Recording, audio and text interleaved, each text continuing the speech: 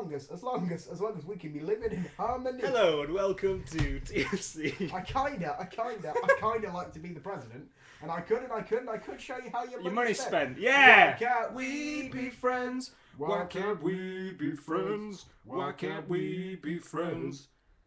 Sometimes I don't speak right. Yeah. But did I know? You read these lyrics. I genuinely thought that you just remembered them from me playing it that one time. They wouldn't have you in the mafia. Why can't we be friends? Fade.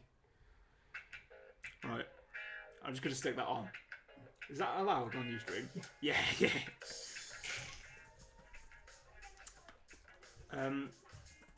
We're live on Ustream on Studio B. Yeah, we actually are live. Was my singing just live? Oh, yeah. Oh, Turn that's it off great. now. That's handy. Hello, welcome to TFC. TFC episode 7. I should probably just get off Facebook then if we're live. Well, yeah. We're recording right now. I'll probably just start Just chatting shut that right to down. random Indians about cricket.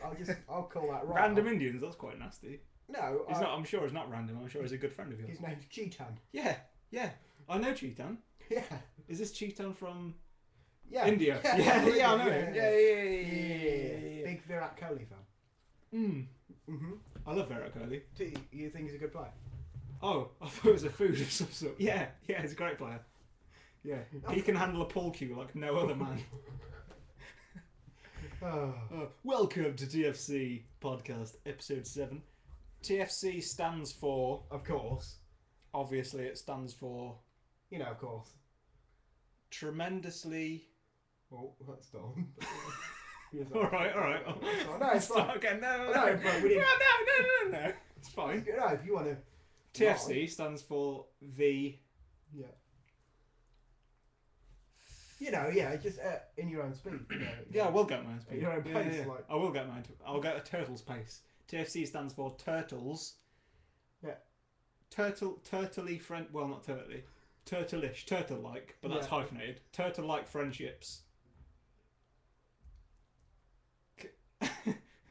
Yeah, no, I'm just waiting. I've really not got anything to say here. TFC. Hang on a minute. No, I don't want to put you under any form of pressure. I'm not under any pressure. I could go all day. It's fine. Yeah, you've proven that. I will do. I'm gonna go at my own pace. Don't rush me. Would I rush you? The Friend channel. Yeah. Why can't we be friends? Why can't we be friends? Why can't we be friends? Why can't we be friends? Why can't we be friends? And on TFC, every week, we have a new theme to discuss, a new topic. Ooh. I like how you just replaced Facebook chatting with just being on your phone, by the way. No, I just said one last quick important update. Yeah, sure. Just Okay. Work email, Sabs. Right, okay, yeah. And the orphanage in Costa Rica, I need to really keep up with that. The thing is here that I only remembered that it was my turn to do the intro thing about a minute ago, so can't remember what I'm supposed to say. Each week, we cover a different topic. We do indeed, yeah. Yeah. To instigate our conversation in our mission to talk about everything in the world. And we're pretty much at least 95% of the way there. Probably about 95%. Last week, what did we talk about? Stand-up comedy. Stand-up comedy.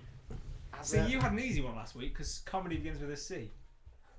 Look at the draw. So, what are you doing? Oh, you're closing that window. Closing the window. It's really because, hot. Hoodlums are about. Oh, I hate hoodlums. And they've heard of opening an orphanage and they're not happy. Because Oh. they hate orphans around here. So. It's weird. Why would you ever hate orphans? Hoodlums. Oh, yeah, that makes sense. They're evil. Yeah, a lot of people are out today because it's hot. Yeah. It's going to be hotter tomorrow.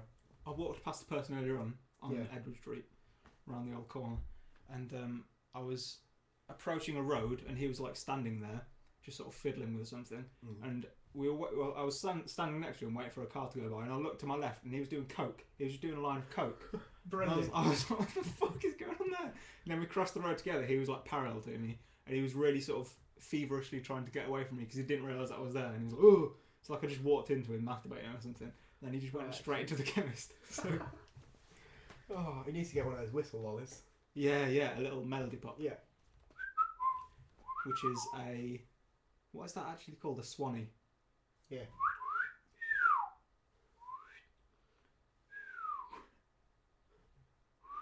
Yeah? Yeah. And then... Yeah, that's it. You've got that one nailed. Thank you. Well, I've been practicing. I didn't know you could play the Swanee. Yeah, I can play the Swanee. I can actually play the Swanee really well if you just want to give me a minute to fake it. I mean, to do it properly. Yeah, you want to limber up your lips. Right, I'm limbering up my lips. I'll probably just do stretches. You do some stretches. Oh, look how I can get my foot. Here we go. See, I could do that. That was really good. All day, thank you. It was really good. Especially considering you don't actually have a Swanee with you.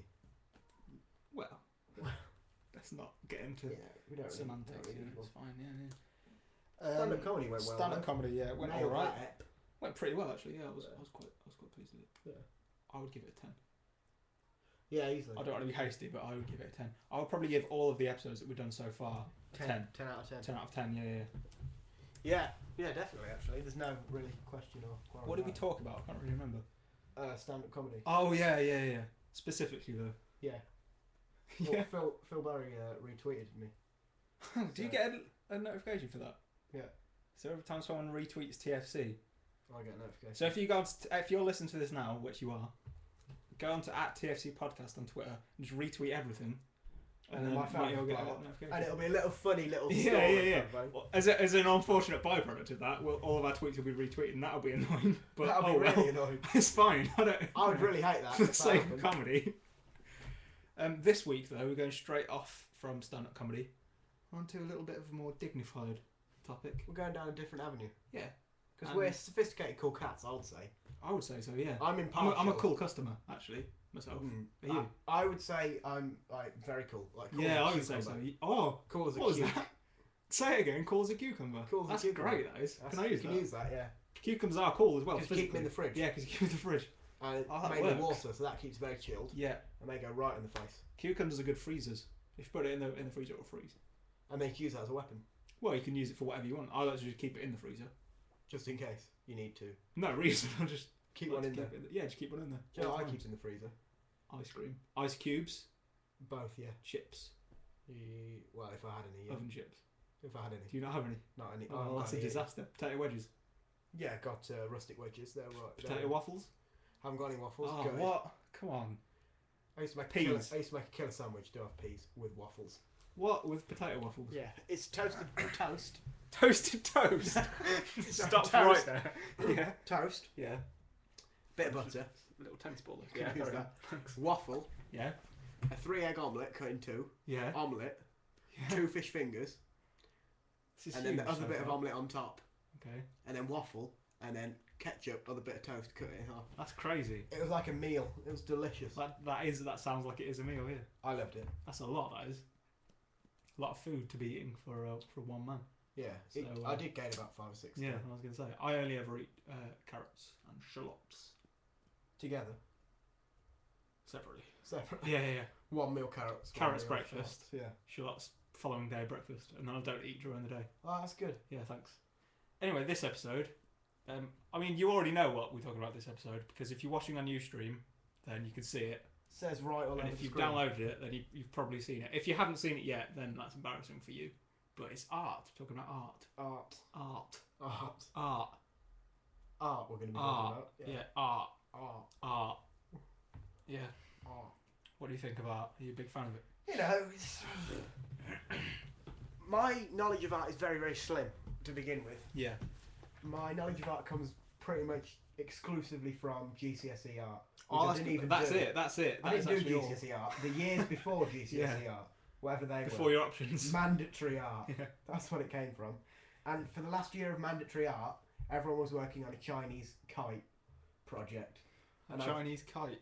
And I just didn't bother. I did something completely different. What do you do? I just sat and did a drawing in the corner. Oh, It's very elaborate. Gross. It was like a canvas. Yeah. And I did like Aborigine line drawing on it. Have you still got it?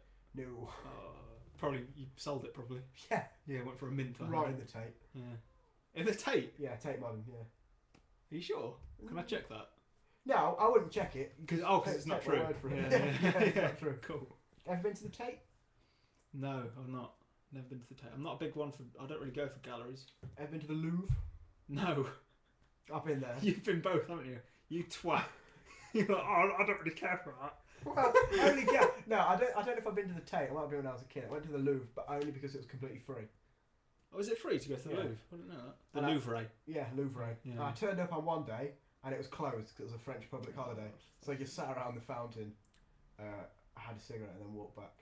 You just had a cigarette out of defiance. Yeah. Just kicking. I found one on the floor and I was like, well, I'm smoking this now I'm here. Right in the mouth. Yeah. And then I went back the next day and it's fucking massive. Is it? That's the problem with art. That is the problem with that. Too much. After a Get while, rid of some of it. it just gets boring. Cull some of it. Just get rid of most of it, I'd say. Which art don't you like? Which art would you want to get rid of?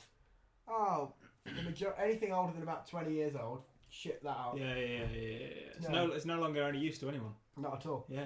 But of course, like we always do, we made a little note for this. Little list of talking points. And of course, Just for ourselves. styles of art is indeed one of them.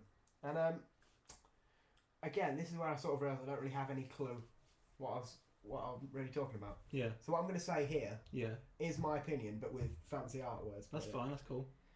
Modern photorealism, Phil. So, yeah. Yeah, you know, monophoto. No, Modern photo Rolo.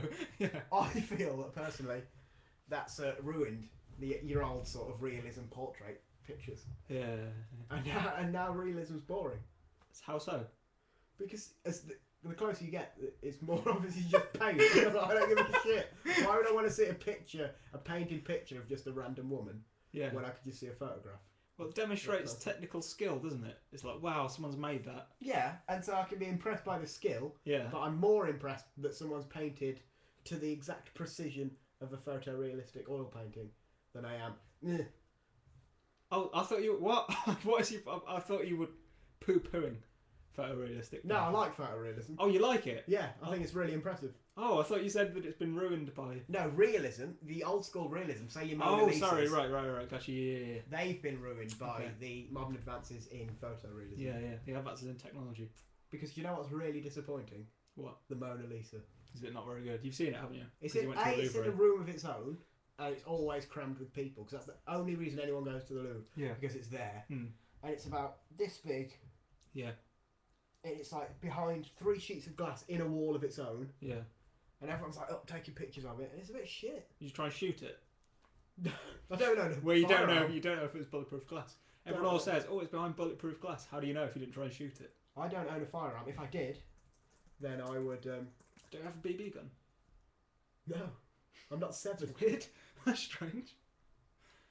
What did you just Google? I put into Twitter Mona Lisa rubbish to try and find someone that agreed with me and retweet them. Oh, right. I like that. So you're sort of expanding your own argument. What's that guy's name who like paints really realistic marbles and Coke cans and stuff? I'm gonna do a cheeky little Google here. There is. I've got a web page. Oh, here we go. Photorealism.com/galleries, Oh yeah. which is what I found. There's some excellent work on there if you just want to check that out. I've accidentally gone onto our Ustream. That's just leave that on. It's great. Are we broadcasting? I You hope can check it. Yeah, I'm pretty sure we're not, but we might be. So. But yeah, Mona Lisa isn't very good. No, what's not good about it? It's not that impressive for something that's built up as being like the best piece of art ever. Yeah. I always go. I think the thing is with stuff like that is that in order to appreciate stuff like that, you have to have gone down an art history road, and to sort of put it out to the public and say, look how great this is. It's not very impressive unless you've already come from that discussion or background. I don't really find it that impressive. Well, it is impressive, but No, I agree. in the same way as a lot of portraits are. I agree that it is impressive that someone can paint a good portrait Yeah. 300 years ago, whenever it was made. However, that's it. There's nothing to look at other than that. You don't. There's no hidden depth in that picture. That's just from an untrained eye. I'm not a critic. I'm not. What? Stop it. What are you talking about? So I don't know what I'm looking for. I'm not like, oh, the brush strokes are amazing. Just on a He purely used his fingers, didn't he? I think. aesthetic Yeah. standpoint, it's like, okay, it looks all right. That's it. Move on. There's no reason to stand around for any more than 3 seconds in front of that picture. Look at it, picture, boom, next one. I think there's some I don't know why it stands out from the crowd. people. There's a lot of mystery around that, though, isn't there? As well, people say that that's not the original. Well, there was that whole debate that it was in a landfill in Italy or something. Really? The remains were found in a landfill in Italy or something. I don't know if that's true or not. But But I'm going to say definitely it is. I mean, look at that for a... Whoa, that's a painting. Yeah, I've seen that little Monopoly board. Dope. Thing. That's fucking huge as well. Who painted that? Jake, I did that one. Send me the link to that and I'll put it on the Ustream. Why can't we be friends? Why can't we be friends?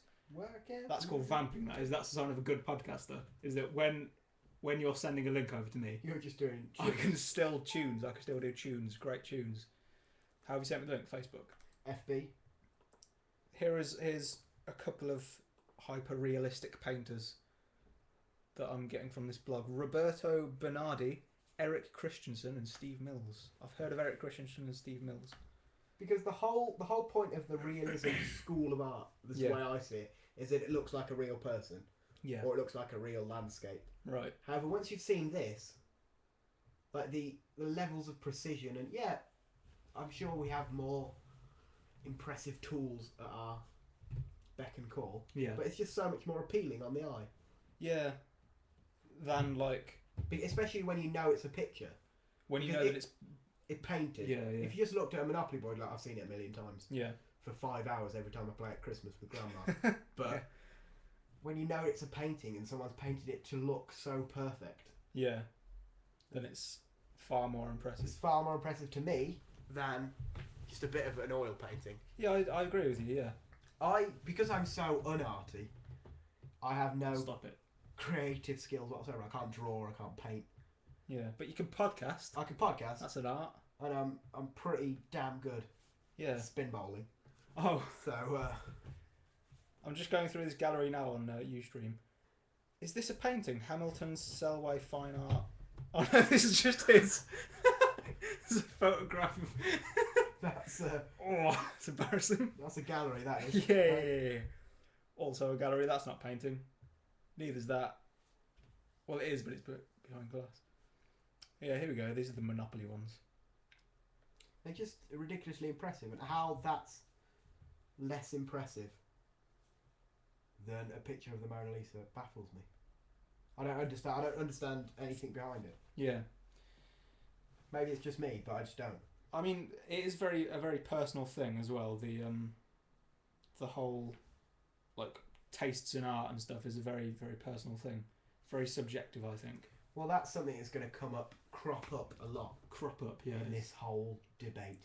What do you think art is? Let's go there.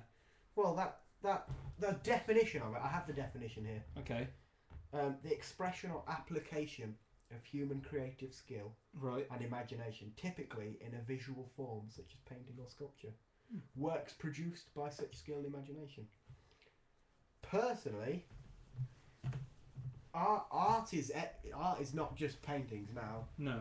If you think about it, when you're a kid, you think of art as like doing a little paint, doing a little drawing maybe. But according to iTunes, artists are singers. So, Yeah. I don't know what But to think. really, I suppose it's all design. Anything that's made or planned Yeah. is in essence a piece of art. What about an inner tube? Yeah, because someone's had to sculpt it and know the measurements to fit it in. What about an inner tube made by a robot? Well, someone's programmed that robot to make that piece of art. What about a baby? What would you want about a baby? That's been made by a person. Yeah. Yeah, I suppose it has. But then you could say that your entire childhood Yeah. is a sort of your parents' piece of art, because until you Stop have it. your own sort of say, until you can start making your own decisions, Yeah. then you are just the plaything of your parents. Wow. Obviously you have a lot. There's Wow. emotional attachment, etc., etc. But you wear what they want. Yeah. You do what they want. They go where you Not want. me. Not this guy. You develop the characteristics that they Yeah. impart on you, whether they want to or not. Yeah, I suppose so. So you are You're a a product of living, your upbringing. breathing. But really, I think art is usually something that's functional, Yeah. aesthetically pleasing, Yeah. or both. Okay. So an inner tube is functional and useful, but it's not aesthetically pleasing. Right. Whereas a building, say, Yeah. a really grand Like the Empire State Building, for example. Yeah, Yeah. you can see the aesthetically pleasing beauty in that, Mm. and it's very useful because you can keep boxes in it. You can get. That's what it's for. The Empire State Is Building. it just boxes? Box storage. Yeah. Yeah. Storage walls, Empire State Building. Yeah. I've thought a lot about the definition of art, and not just for this, but just in general. And I sort of directly disagree with you on one of those points there. Go on. Unfortunately. Well, That's fine, you show yourself out. I'll just leave. Yeah. What's call it today then? Matt is just fuming. That steam's coming out of your ear. No, go on. I've written down some bullet points. For the first bullet point that I've written is that I think it's semantics. Everyone has a different opinion on it, so it's almost pointless to have this discussion because everyone always has it and no one's ever going to come to an agreement. But aside from all that, there's no point saying bollocks. Yeah. So I think that art is. This is where I'm going to get really pretentious. Yeah. But you just did anyway with the whole children are art, so whatever. But children are art. To me, they are. Yeah. They're the future. I think that art is. Still my dreams. That's where that's. Ooh. That's semen dream. Okay. Semen dream. That's like yesterday or the other day when we were making notes for this, for the talking points. One of the notes that we made was art and legality example, and then you immediately went. You immediately said, "Yeah, child porn," and I was thinking of graffiti.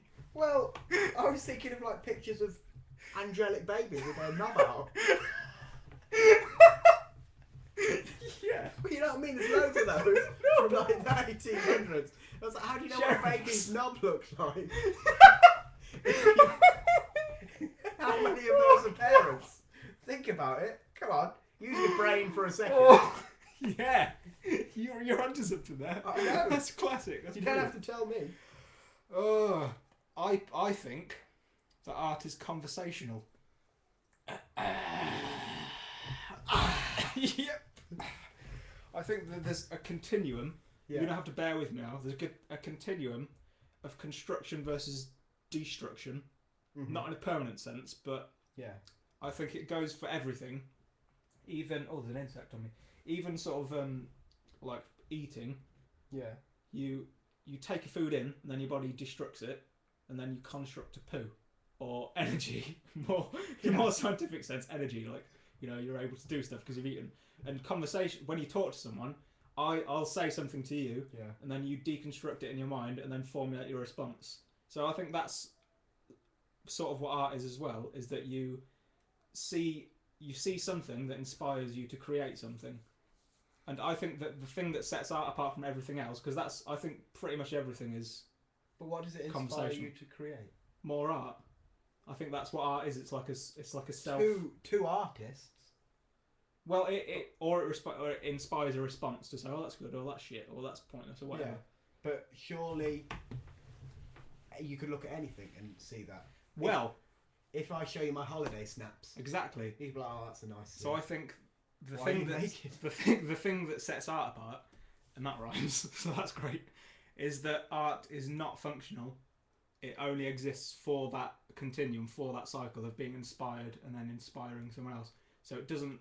So a painting, there's no reason for a painting to exist. You can get rid of it, and it's fine. Like it doesn't. It has no function. Has no pragmatic cause or use. Yeah, and you can just get rid of it, and it's fine. The only function of art is to inspire more art or to inspire a response. So it's that cycle of creation and destruction, and that's really art. Like if I was raised in a box as a feral child, which I was until age 5, but let's not talk about that. Yeah, thank you. If I had never... Oh, right. That's weird. It's because I was raised in a box. I can't read people. But I'm 20 years old now, and if I had never seen any art, then I wouldn't know what art was, so I wouldn't be inspired to create any. The only reason that I create things is because I'm inspired by other things. The only reason that I, for example, could draw something in a cartoony style is if I've seen cartoons. Or the only reason that these realistic painters that we were looking at can do that because they know that it's a thing that you can do. Yeah. So it's a response to something, I think. It's like conversational. You're taking something in and then you're shitting out. But then if you go back to the very beginnings of art, which I suppose you would say were the cave paintings, were they... I don't know much about them, but surely they originated to serve a purpose. Yeah, but then haven't they found some that also are just decorational? I'm not entirely sure. I don't really care about art history at all. No, I'm not at all. I'm not Yeah. hugely interested. I'm just sort of raising the point of where this, because a cycle that you're saying is going forward, but it Yeah. has to have started somewhere. Yeah, I think probably, again, I don't know, but it was probably people drawing what they saw in their life, either as just an expression of what they were feeling or to let people know that there are like certain animals here or whatever. Mm-hmm. That was probably what it was. It was probably more informational than Yeah. anything. And then at a certain point, that informational thing became, oh, that looks good. Instead of like, that's useful, that looks when good. you can chat, you don't have to draw it. It saves time to just speak. Oh, that's a good point. When they learn language, there's no need to draw on. Do you think they learnt language after drawing or before? Again, I don't know. I have no idea. You'd think that they learnt language first because of how we're raised. Like, I still can't draw very well to this day. But Stop I'm it. well good at doing a speaking. Case in point, Yeah. I'm also brilliant at doing. I don't know if you noticed this, but Yeah. I've never actually stumbled or got a word wrong. Ever. No. Well done. Yeah. But then in the past, if you're surrounded by a lack of language, Yeah. and you sort of Neanderthal. Did you say lacquer? Yeah, stop it. That was a reference. That was. Carry on. Bedside, check Yeah. it out. But if you're surrounded by a lack of language in your social environment, Yeah. from the adult Neanderthals, the hunter-gatherers, traditional, who maybe even communicate in grunts or whatever. Yeah. Or just showing their dick. Yeah. Penis puppetry. That was a big one back in the day, back before language. And then you can adapt in other ways. So you learn to hunt and gather and communicate in ways that you need to survive, Yeah. whereas language for just chatting isn't really necessary Right. and was never around Yeah. until a certain point. So although I wouldn't pick up drawing before I pick up language, they would have. It's a good point. I don't know, it's just... Again, I don't know though. I honestly don't know. I'm not nothing going to contribute because I don't know. But I think that's possibly the case. I found some quotes Stop it. Go on. about some art. Okay. What are they? Who are they by? Well, I'll tell you. On the whole what is art debate. Oh, okay. I'll read you a few. And I want you to tell me what you think. Art is a discovery and development of elementary principles of nature into beautiful forms suitable for human use. Frank Lloyd Wright. Yeah. I don't know. The thing about that is that. What does it say again? Art is a discovery and Yeah. development of elementary principles of nature into beautiful forms suitable for human use. Yeah, I suppose so. Because you're sort of taking the aspects of like, well, it entirely depends on what type of art. Like, that works for like visual art, like painting and stuff, because you're taking the idea of like form and light and then recreating it and applying it to something. But it doesn't really work for like poems. Wasn't Yeah. he? Who's Frank Lloyd Wright? He's an architect, isn't he? Yeah. Yes. Cool. This was in his book Frank Lloyd Wright on Architecture, Nature and the Human Spirit. Probably give that a 7 out of 10. Leo Good read. Tolstoy, famous for War and Peace, I believe. Yeah. He wrote an essay entitled "What Is Art?" Okay. and this is his opening You're bit. just gonna just read it. Just Right, read the I'm whole gonna thing. read it all. Yeah. Art is not, as the metaphysicians say, the manifestation of some mysterious idea of beauty or God. It is not, as the aesthetical physiologists say, Yeah. of course, a game in which man lets off his excess of stored up energy. It is not the expression of man's emotion by external signs. It is not the production of pleasing objects. And above all, this is the one to take away from this, Go on. it is not pleasure. But it is a means of union among men, joining them together in the same feelings, and indispensable for the life and progress towards well-being of individuals and of humanity. Which is a long way of saying basically what you said, that it's there to evoke emotion and evoke conversation. So he's copied me. Is that what you? Well, he wrote that in 1889. He also did it a bit better than me, and he added things on as well. He said that it was indispensable. Do you think it is indispensable? No. Because again, I think that it's just the opposite of that. I think we could get rid of it and nothing would go wrong. Well, again, if you get rid of all the paintings in the world, Yeah. life will go on. Hmm. Because of the world we live in now. Yeah. And of course, you just Google pictures. That's a good point. If you went to every museum, That doesn't really count. Are you saying like if you got rid of all paintings, No, then still we'd have copies? no, but what I'm saying is, if you went to any Put them off. if you went to exactly. If you went to all the museums in the world, burnt them to the ground, Yeah. every notable painting in history Yeah. is on Google Images. Well, that doesn't count. It's Though. always gonna Then be you've not there. then you've not done a successful job in getting rid of them. Well, you're getting rid of the object itself, but you're never going to be able to get rid of every trace of that painting ever. Yeah. Well, that's true in a very literal sense, but I think if you even further than that, if you like literally got rid of all art, including the memories of art that we have, if you just remove that concept from humanity entirely, we wouldn't die. We'd be all right. It's not. I don't think it is indispensable. I think food, water, and sleep are indispensable. Yeah, but then you're going back to the very core of what it is to live and survive. Yeah, and I don't think art is a part of what it is to live and survive. Like fucking Tolstov, twat. No, What's his Twitter? I'm gonna have a go at at Leo Big T. Leo Big T. No, it's not. It's not a core of survival. The only thing you need to survive is know how to kill an animal Yeah. or grow some food, No, I'd have get a wank. some water, and have a little sleepy.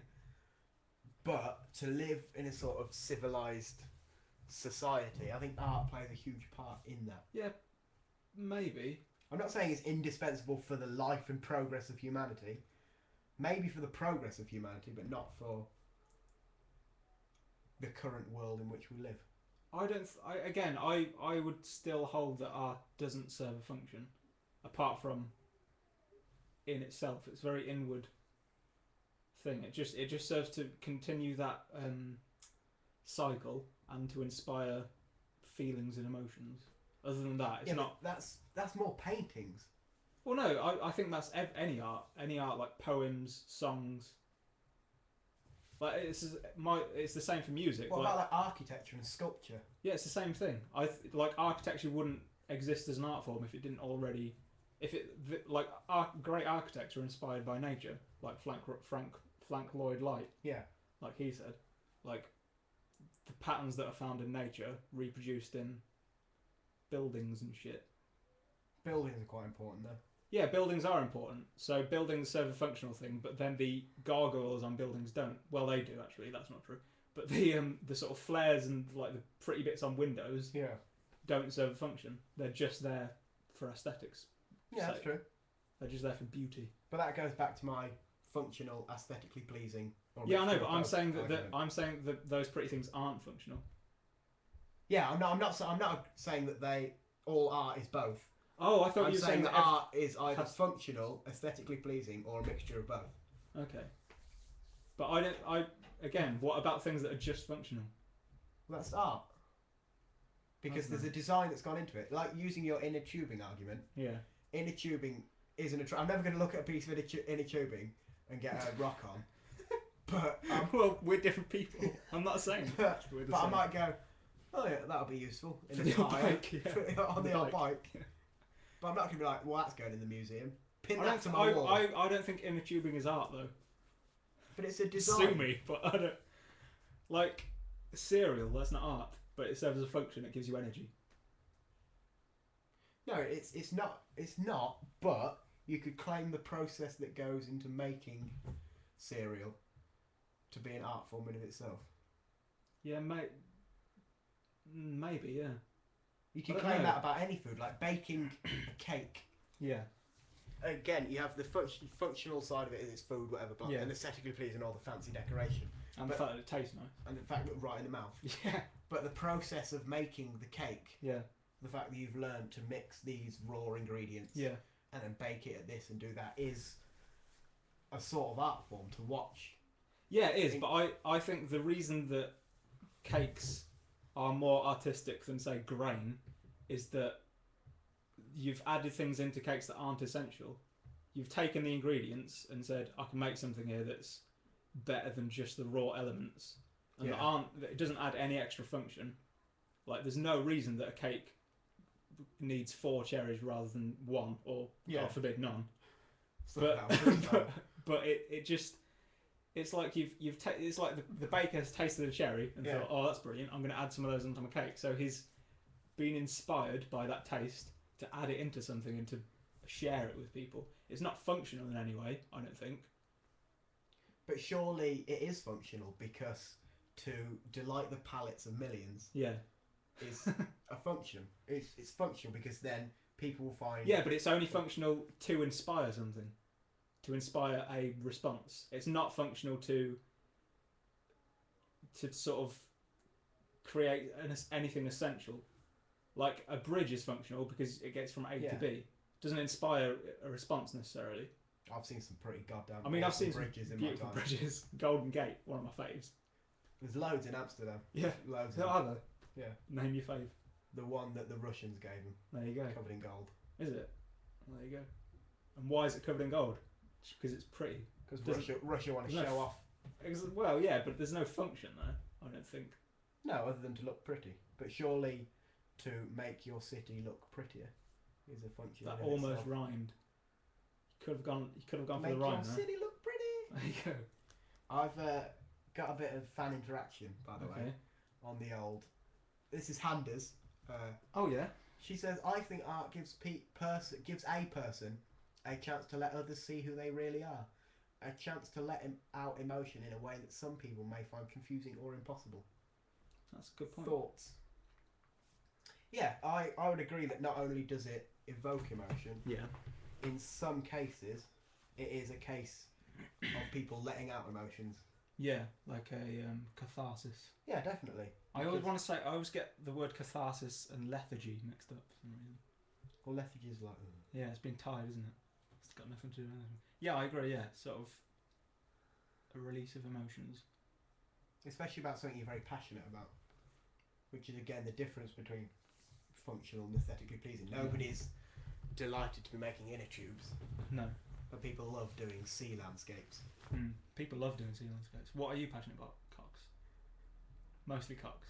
I can't think of anything else. It's just cocks, isn't it? Yeah. God, that's depressing. You're a one-track mind, you are.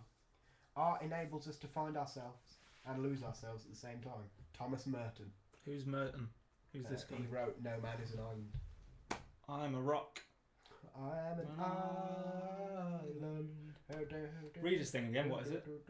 Art enables us to find ourselves and lose ourselves at the same time. Yeah. I don't think it's a good definition though, because something Well, can be that's just said a very for a map. pretentious way of saying things. Yeah, it is. What he's basically saying is that it enables you to sort of lose yourself in the process of doing something amazing and letting out emotion. True, that's a good quote. Creating people. And it also helps you tell something about yourself. Yeah. Sometimes, not all art though. No, but we'll sort of come on to that massively. Probably, yeah. At Steady. some point. Because Steady. there's a lot of shit art out there. Shot. Sharp. Go on, another quote. Another quote. Yeah. All art is autobiographical. Autobiographical. The pearl is the oyster's autobiography. Again, I would disagree with that because, yes, there is an autobiographical element. That is a difficult word. There is an autobiographical element, but also, again, like I said before, you're getting something from somewhere else. There's something external there. You're mixing something external with something internal. It's not only autobiographical. And I think especially very rudimentary art is almost not autobiographical at all. When you're first learning a skill, you're almost just copying other people. You just... Well, surely to become a successful artist, again, I'm just saying like oil paintings, you have to learn techniques and skills and how to correctly mix paint and do this and save here. That's a big one, apparently. And that's all part of learning to become a proper artist, which isn't... The art you could do for 10 years learning the process is not autobiographical at all. It's you putting yourself in the position where at some point you can hopefully tell a story through art. Yeah. Be it your story, who knows? Yeah, I agree. It's the same for almost any art form. If you have a hobby or an art or something that you're into art-wise, and you go back and look at the stuff that you made when you were first doing it, you can usually say, "Oh, I'm embarrassed by that because that's just a direct copy of this or that, or that's a rip-off of that or whatever." So I think when you first start out, you're just seeing if you can replicate what other people have done, and then your own stuff comes into it once you've. It's the whole learning the alphabet thing, isn't it? You get a capital A, you write it, you cover it, you write it again. Yeah. And so basically, you're directly copying it. You're copying it from memory. Yeah, and then you're seeing if you can do it on your own. And then you're seeing if you can do it on your own. And then I don't write A's in the same way that I wrote A's when I first started writing. Yeah. So that's my own take. It's not my own take on it, but it's just how I do it now. Yeah. So once you've got it grasped, you can then do it to save time or make it look pretty, or it's just that learning process. But obviously, the alphabet's a much quicker way of. I'm absolutely terrible at writing, by the way. Just while we're on the subject, Why? Awful. I just can't. I've always been very shit. I think you may remember I was the very first person to get a pen license in our class. So still carrying on about that. That's from when we were. How old were you again? About 7. You were just like, oh, can you use a pen? What? Oh, pencil. Pencil. Oh no, I've just got this pen. So bear in mind. That was given to me as well. I didn't pay for that. Oh, piss off! I got to use a pen shortly thereafter. So I don't know what you're moaning about because I was right on your coattails. I've been told for many years that I have very girly handwriting. Yeah, but I like handwriting though. Oh, thanks. Well, it's very legible. Mine's not. Yeah, it's legible and quite uniform for the most part.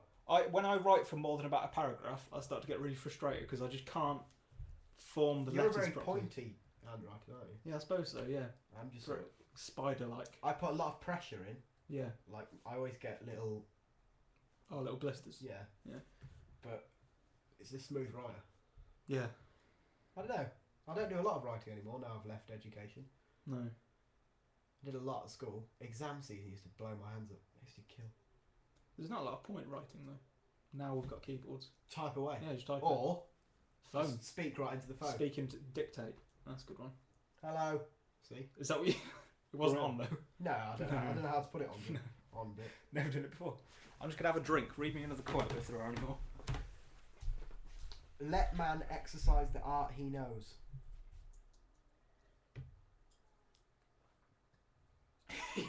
Don't want to talk about that. Well, I had the voice recognition on my phone, so I started to Google, and I was like, oh shit, I've got to turn that right off. Okay, hang on a sec. But that's Aristophanes, famed for being a Greek philosopher, and this is of course from the 4th century BC. Of course, let each man exercise the art he knows. Is that basically saying, don't...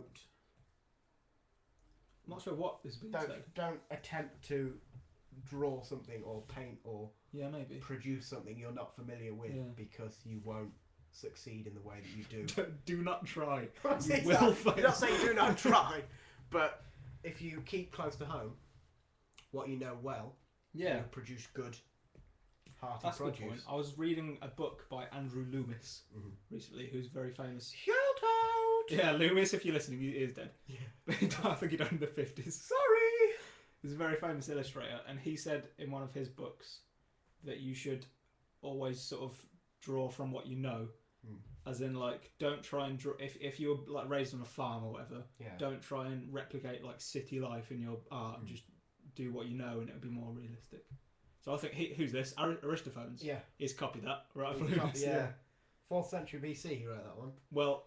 Also, then Loomis said this in like the early 1900s, so he's also more recent. So that's embarrassing for Aristophanes. That's a bit depressing. Isn't it? It's upsetting.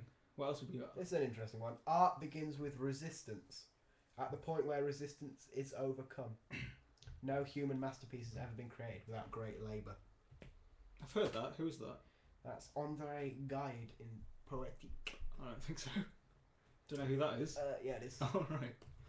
I'll just double check. Yeah, just check. Yeah. Oh, it is? Yeah, that's him. It says right there. Say that again. Art is resistance. Art begins with resistance. At the point where resistance is overcome, no human masterpiece has ever been created without great labour.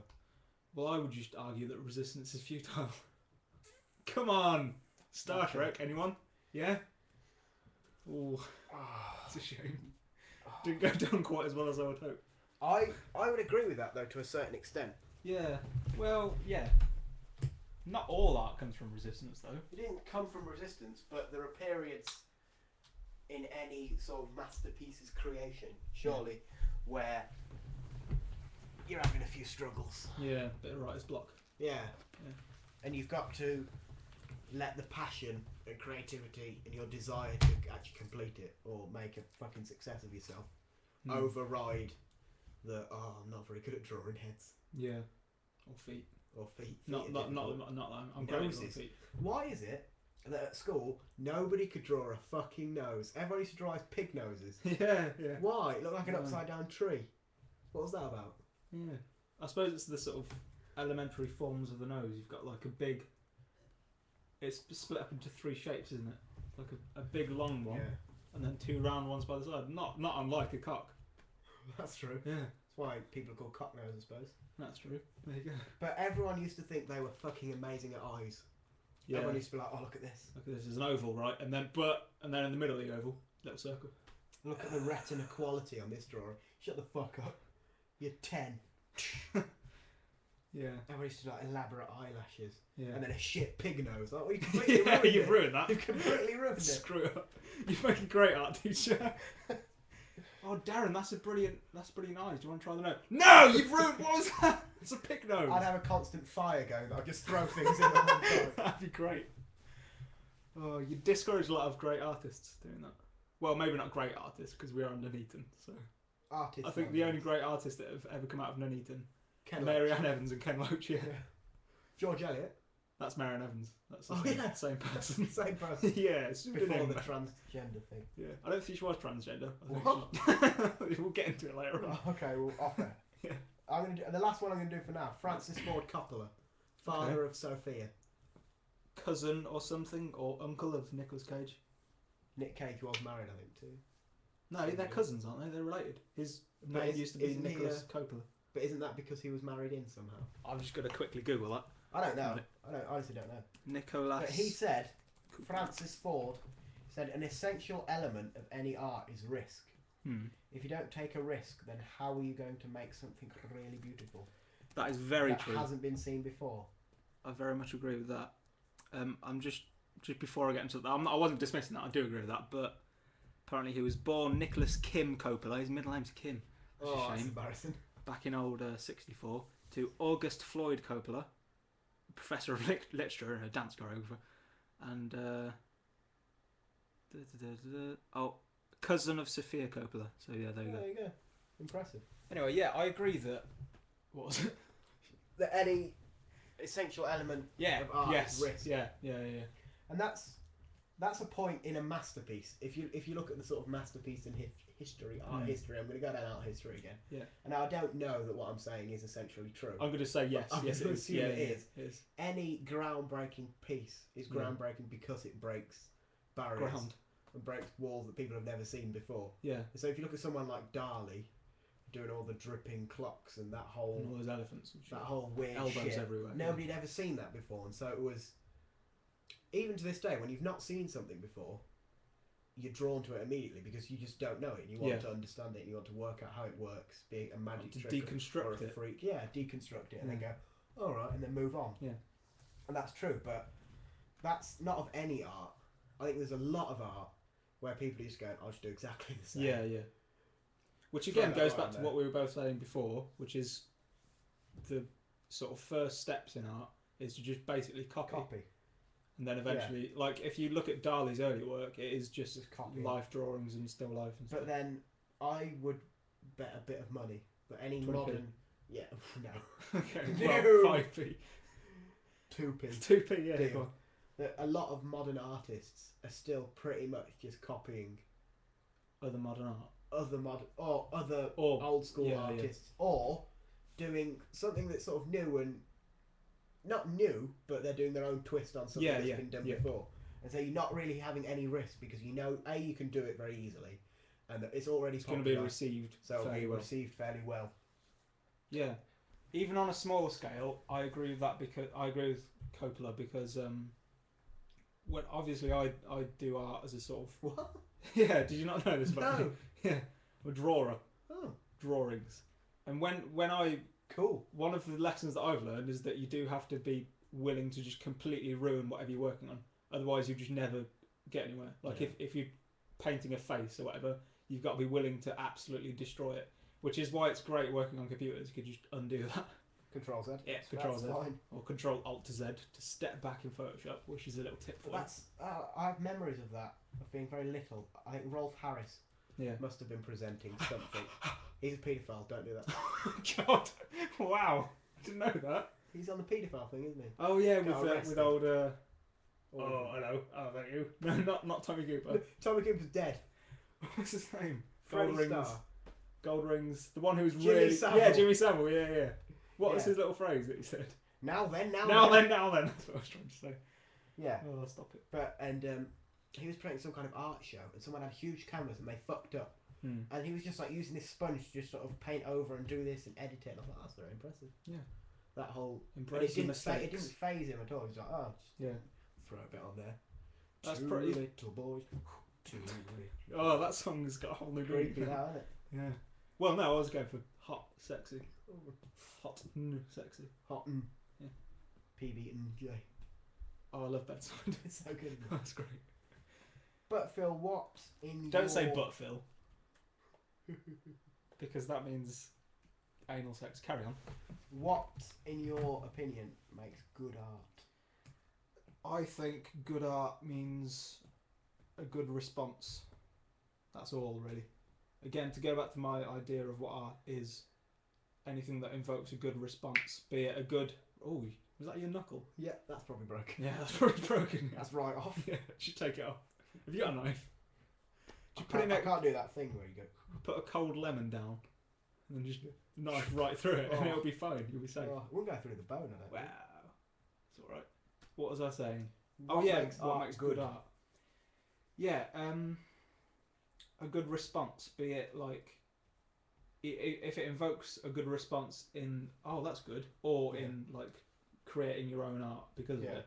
Either way, that's what makes good art, and it's completely subjective again. I think. I think it doesn't have to be a good response. I think it has to evoke emotion.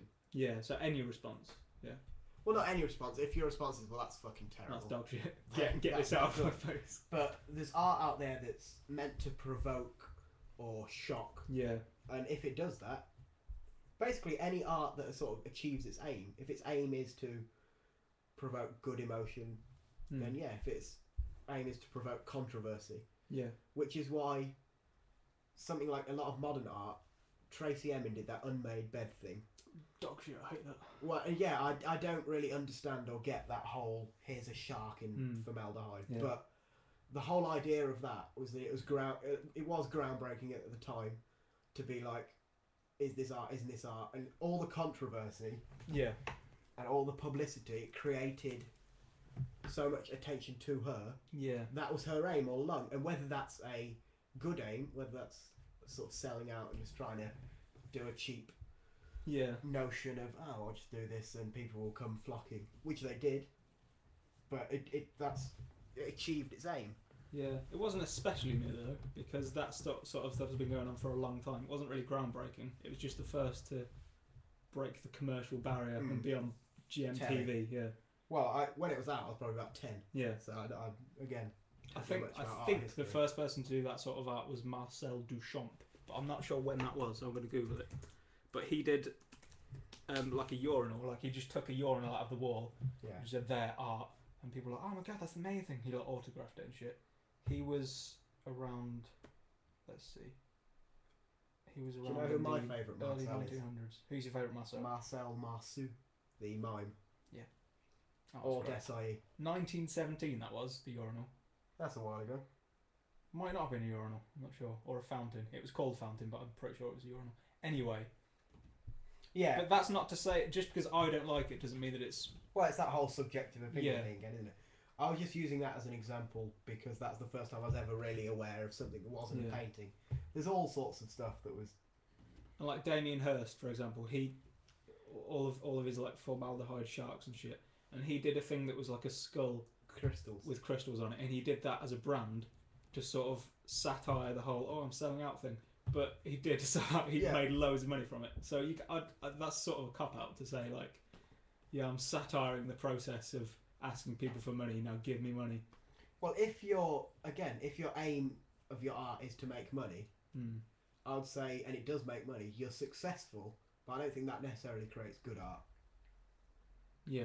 Because if your entire aim is, well, I want to sell this to some fucking clown in Japan, we'll pay, I don't know, 10 grand.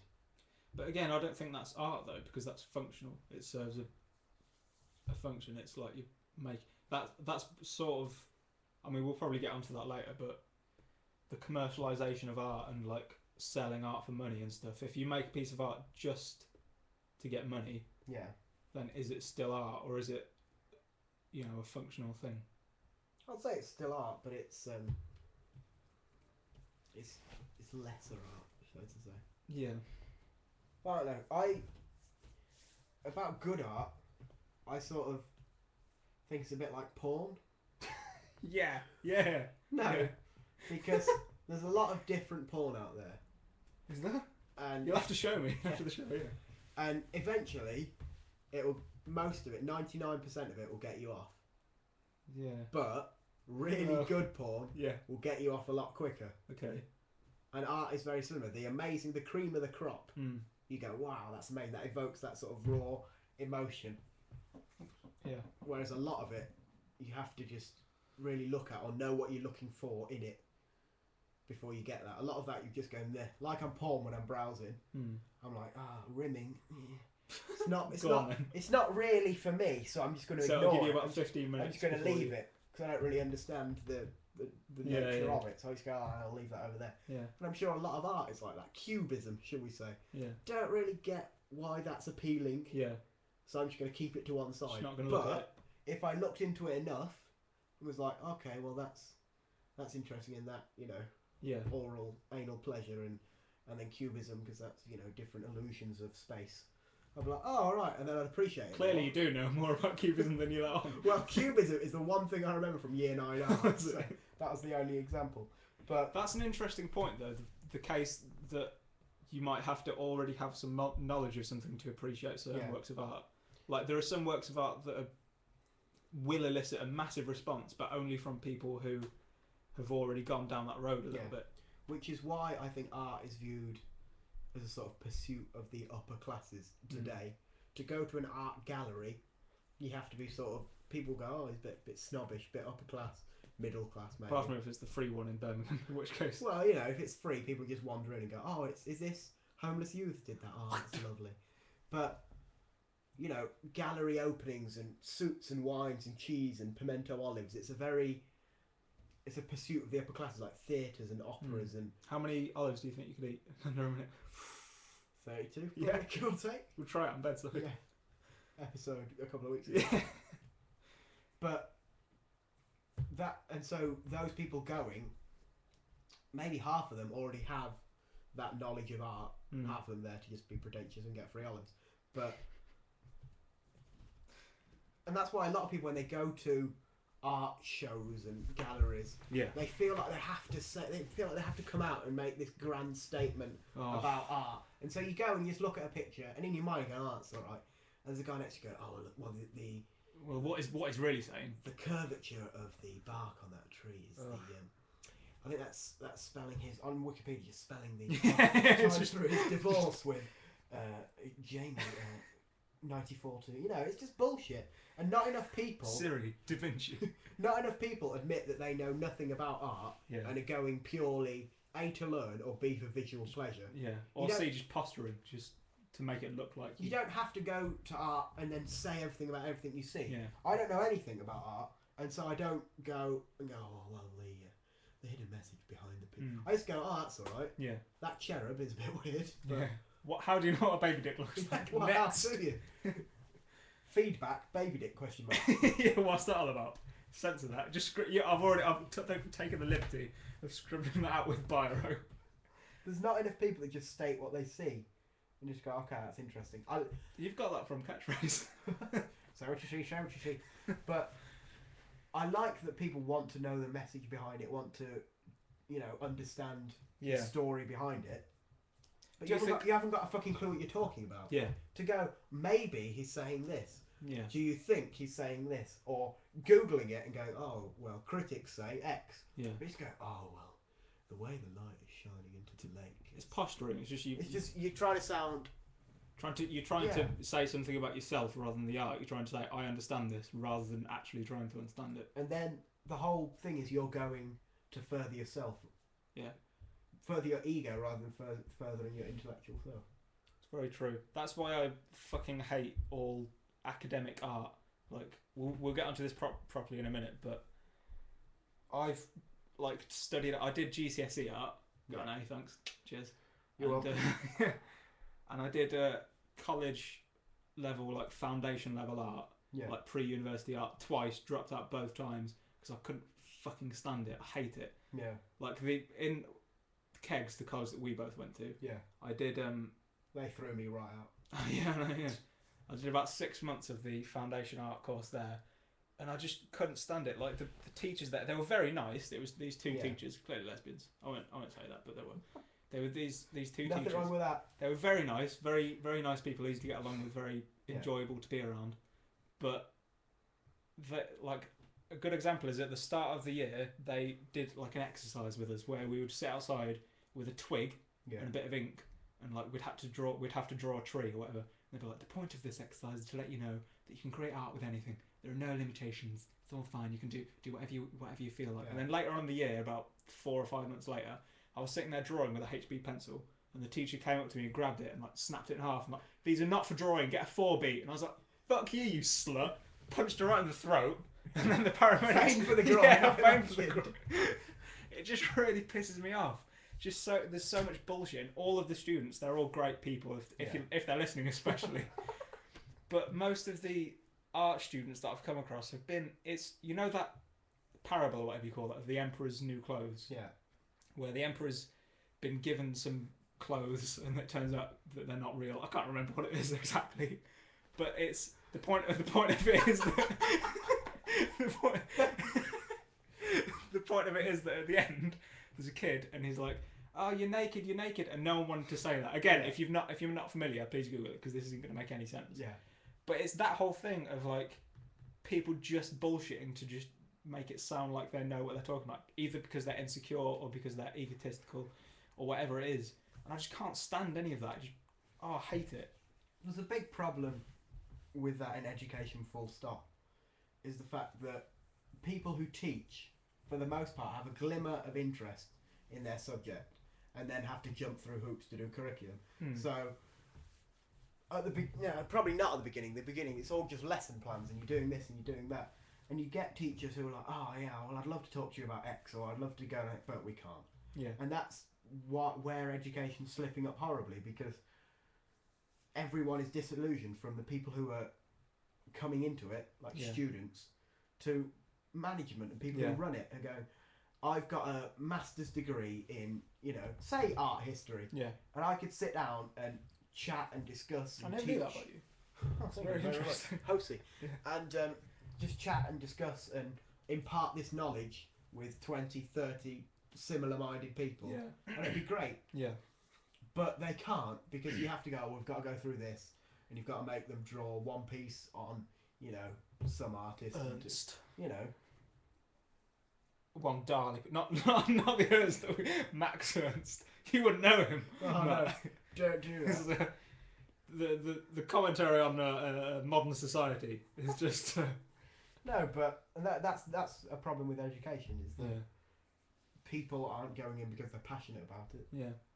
Going just to sit about and draw pictures. Yeah. Or jump through hoops, and I don't know. It is a shame. Oh, I can't stand academic level art. And from what I hear, university level art is no better. And the thing that annoys me about art at school is that it's so far up its own arse that they think, the people who set these curriculums think that, at least in Britain, think that teaching art is beyond technical. Like, they think you can't actually teach the technical things art, you have to pick that up by yourself. But that's not true. You can teach someone how to draw a face, how to draw a figure. That's the thing that confuses me. Because art, we've said it hundreds of times already, it's subjective. It's whether it's good or not is the person that's looking at it. The next person will have a completely different opinion. But the raw skills, how to draw an eye correctly, how to shadow correctly, all that, whatever, I don't know. Yeah. That's the technical stuff. Technical thing that you learn and pick up. And that's something you can be graded and... Yeah. That's but there's a taboo of grading art. People don't want to say that shit to a kid. because it's almost an expression of themselves in a way. But it doesn't have to be like that. You can just say, right, here today we're going to do a lesson about anatomy, say, because anatomy is a very core technical skill for an artist. And you can say, like, right, what are the muscles of the leg, or what are the bones of the arm, or whatever. And that's something that you can easily grade people on. That's something that's a foundation for how to draw.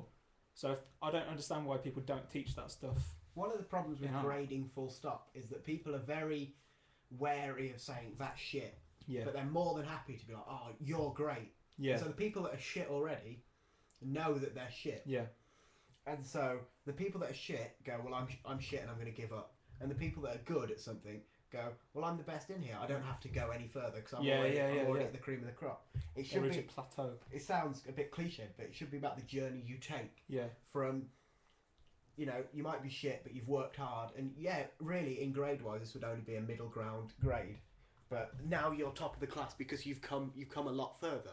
Because people are blessed in different ways. If you come from a shitty background, then you're not going to be well read. You're not going to be very articulate. But if you then work hard and strive hard, then the progress you make is more important than the grades you get. The grades make no difference, but furthering yourself is much more important. I went to school for the full amount of time that you have to go to school. That's good. That's right in the CV. Yeah. That exact phrasing. And throughout, I was sort of, you know, top quarter, say. Yeah. I always did quite well. I came out with good grades wherever I went. You and Adam Baum all got all fires on SATs. Yeah. So that's where I started giving up. And you get to a certain point, and like you say, you joke, but it does happen very easily. Yeah. You get praised to such a point that you think, well, there's no point in me even trying anymore. And I know that I'm going to get the top grade in this, so there's no need to go further. Whereas if it was instead not about the grading you're going for, you're not going for a grade, you're going to advance yourself and further your knowledge and how far you can take yourself. And so it's about yourself and you rather than, oh, have you all got 4s? Well, I'm on a 5, so I'm on top, so it doesn't matter. Yeah. It's a personal journey rather than a... It should be relative to you rather than to other people. Well, in a sense. I remember, I won't name it, but I did food tech as my design and technology. That's food technology. That's how good I am at doing things with my hands. I had to do food. And I knew all along that all I had to do was cook about 5 basic recipes well and do my coursework really well, and I'll get an A star. And I did get an A star. And it wasn't very difficult. It was really easy if you just followed it all. And there was one kid who, for years, he was a bit thick and didn't really, but he really worked it. He started off at like an E, and I think he got a B, or maybe even pushed into an A at the end. And he was like delighted, and everyone was delighted. He got like Star of the Year award and stuff. And I was like, oh, well done, good for him. I did better than him. Yeah. But your level of improvement wasn't as great as his. At the time, I was like, well, I'm top here. I'm the best boy in this class, which I was. You don't let anyone tell you otherwise. But his journey was ridiculous from where he started to where he ended. Yeah. Shows the amount that he put in, whereas I did absolutely nothing. The place I started from was only slightly lower than the place I came from. I learned the book knowledge to pass the questions on the test. That's it. Yeah. I didn't push myself harder. You climbed a hill and he climbed a mountain. Yeah. And yet on my piece of paper, I'm still down as better than him, whereas I did nothing. And there are people who... But if he's carried on that trajectory, then by now he would be better than you. We should find out. Follow up. I don't think either of us do the subject anymore. But, you know, and there are people who work their fucking cocks off for like A-levels and GCSEs and university degrees and get average results. But like, oh, wow, so glad I did that. And it does sound a bit arrogant, but all along I was like, okay, well, I'm going to get quite good. If I just do a little bit of revision, I'll get A's and B's. And I did. And I was like, oh, yeah, that's good. But I didn't do anything. I didn't earn those degrees. Yeah. I didn't earn any of it. I just turned up half the time, went to the exam, did the week of the exam, went, oh, I'll just flick through it, and did fine. Whereas people work the entire year, stressed themselves out, got ill. And they're the people that deserve more, because they're the hard-working ones. And you want to create a society in a future generation that's reliant on hard work and pushing yourself and advancement of yourself rather than, oh, I've jumped through that hoop. Yeah. And as soon as exams finish, I don't give a shit. I don't care. Yeah. And those people have probably taken away a very good work ethic. They're probably really good at working now because they've done it so hard for so long. They're probably taken away something far better than the grade that they were given. And there was a period, it was in the beginnings of secondary school, Yeah. where there was a programme that came out called Gifted and Talented. Yeah. And I got put forward for it, and apparently I was in Maths, English, Science. Yeah. I was like, oh, great. Just stop there. Yeah. Like, once you get given that moniker... It's like an accolade of... It's like, well, that's me done. Hmm. You need a little bit of, you know... You need the to carrot in front of you to go for it. Yeah, you need to know what you should improve on, not what you don't need to improve on. That's useless information to say you don't need to improve on this, this and this, see you later. It'd be better to say, right, this and this are good, fine, whatever, but what you need to improve on is that and that, instead of focusing on the positive. Even though, I mean, you should focus on the positive a little bit, especially with children. There's a balance that you should have, but if you're scared on one hand of saying you're shit because you're going to crush those people and they're not ever going to advance and they're going to retreat into their shells and never learn, then surely it's on the different end of the spectrum, but you don't want to be just as scared to say to the brightest sparks, look, you're really great. Yeah, because they'll reach a relatively low plateau and never go beyond that. As long as I'm the greatest in the room, then it's fine. But then that's a room full of 12-year-olds. So well, that's a room full of 12-year-olds, half of which, aren't all that. Yeah, exactly, yeah. So like 8 years later, you're still going to be the average in the room. Yeah. And it's true. Stop hanging around with 12-year-olds, that's the solution there. Hey. Come on. But no, that's just a little rant of mine. But yeah, I completely agree though with pretty much everything you said. I will give that a 7 out of 10. Oh, thank you. Probably a low 6, but because we're friends, 7. No, I don't know. I think schools have it all wrong. I think the whole idea of testing is wrong as well. Do you? Yeah. Because especially subjects that are reliant on like two tests at the end of the year. Yeah. Because you're piling pressure on 3-4 hours. Yeah, that's very true. A 300-day course, basically. Especially at somewhere like school. Do you think people should be graded on coursework then? You do English 4 times a week for an hour, 4 hours. You're there for 50 weeks of the year, however long it is. Yeah. You're there for like 200 hours. And it boils down to 4 hours. You can have a shit day, you can have anything. And then throughout that year, 7 months beforehand, you're not going, test coming up.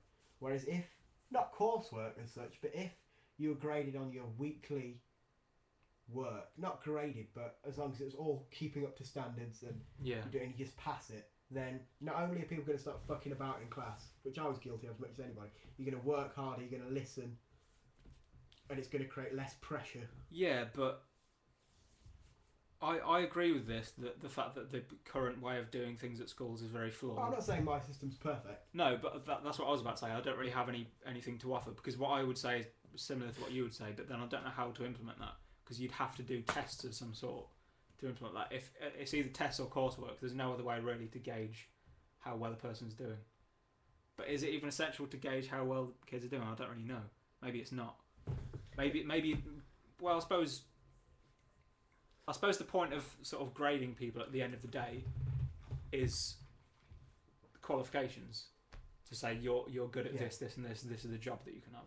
But I don't think you should purely be graded on the core subject itself. Yeah, maybe a better way to do it would be you take tests before going into work, rather than taking tests at the end of school. You leave school having no grades, no knowledge of how good you are, apart from your own personal knowledge, and then say you want to be a foreman or whatever, you go and take the foreman test and then give it in and say, here you go, here I am. That's how good I am at this. Yeah.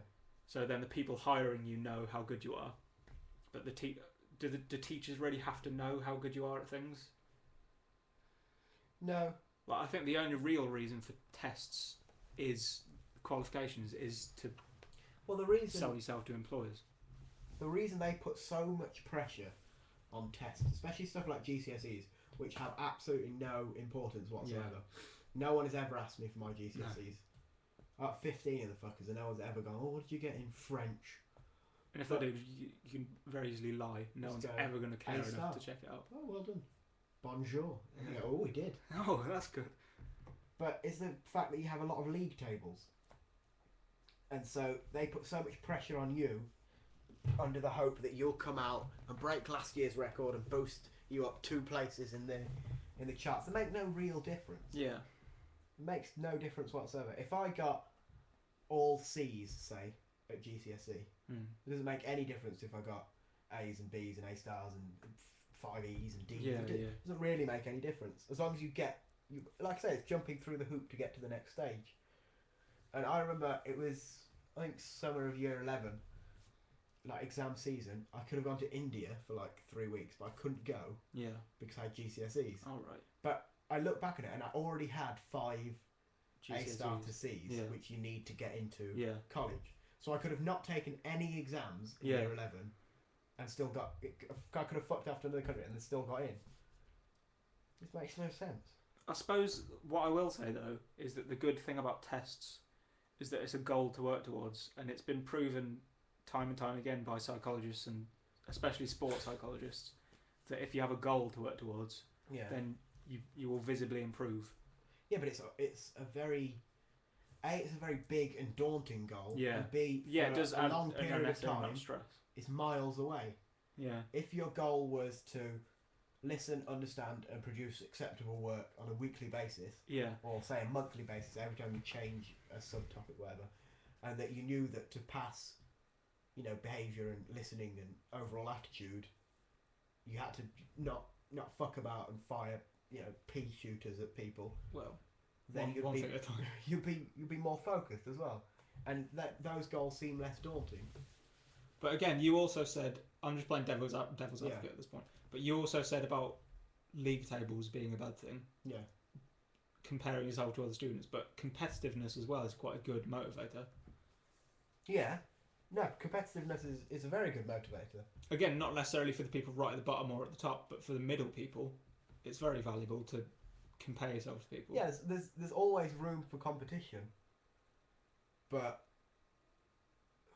it's an interesting one because I think the whole "you're shit, you're great" doesn't work. But then you have to have some competitiveness because there's only very few people who are very good against competing against themselves. Yeah. So I don't know. I don't know how you would work it. I think we could do a whole episode about education because this is a really difficult subject to tackle. And I remember, I don't know if you remember this, but the first podcast we ever did was about this. Really? Yeah, the first podcast we ever did. We didn't have subjects back then or topics or anything, but we were talking about education and stuff like that. And we need more topics for TFC. We should start asking people, if anyone's listening to this, which a lot of people are, by the way, like thousands. Woo! It's not really thousands. But for the people listening to this, let us know topics that you think we could talk about. Because we need it. We're rapidly running out. And education is a good one. I'm gonna write down education. But yeah, it's a whole field of. It's very confusing. It's a minefield, education, because everyone can say, well, the current system is bollocks because it's so apparent that it's shit and doesn't work. Yeah. So everyone always says, oh well, I think education is bullshit. It doesn't work properly. But offering an answer to that is a completely separate thing, and it's very difficult to talk about because when you overcome one hurdle, you're often presented with another one because it's so complex. Yeah, definitely. And children are so different as well. I'm just disillusioned by the whole thing at the minute, so I'm against it. But like I say, I don't have that go-to answer. Again, to get back to art, I was very disillusioned about. Like I said, I dropped out of 2 separate foundation level art degrees, and I was very disillusioned by the general shittiness of it. But then what got me back on track was excuse me, water doubling back on me. That's very acidic. If in doubt, get it out. What got me back on track though is when I started looking at other art on the internet. Like I started looking at behance.com, which is a really good website for art portfolios and stuff. And I just started following lots of creative people and seeing their things and being inspired by them. So I think for art especially, inspiration is a great motivator. And I don't know, I mean, we're sort of off the topic, but that doesn't really matter. But I was very disillusioned by the fact that I wasn't being inspired whatsoever at art, and there wasn't any of the opposite. There wasn't any technical skills. It was just a bullshitted middle ground where everyone was pretending to be inspired, but no one actually was. Well, you have such limited options at school to go into. like art. So many people did art just because they didn't really want to do anything else. Yeah. And I never feel like you should pick a subject just because I don't want to do another subject. Yeah. And there's a lot of that at school. Yeah, there is. And I don't know, it's another education all fucked up thing, but I don't know. Shit. Don't like it. Boo! Mum. Shall we move on to another talking point? Yeah, Get go us on. going. Hit me.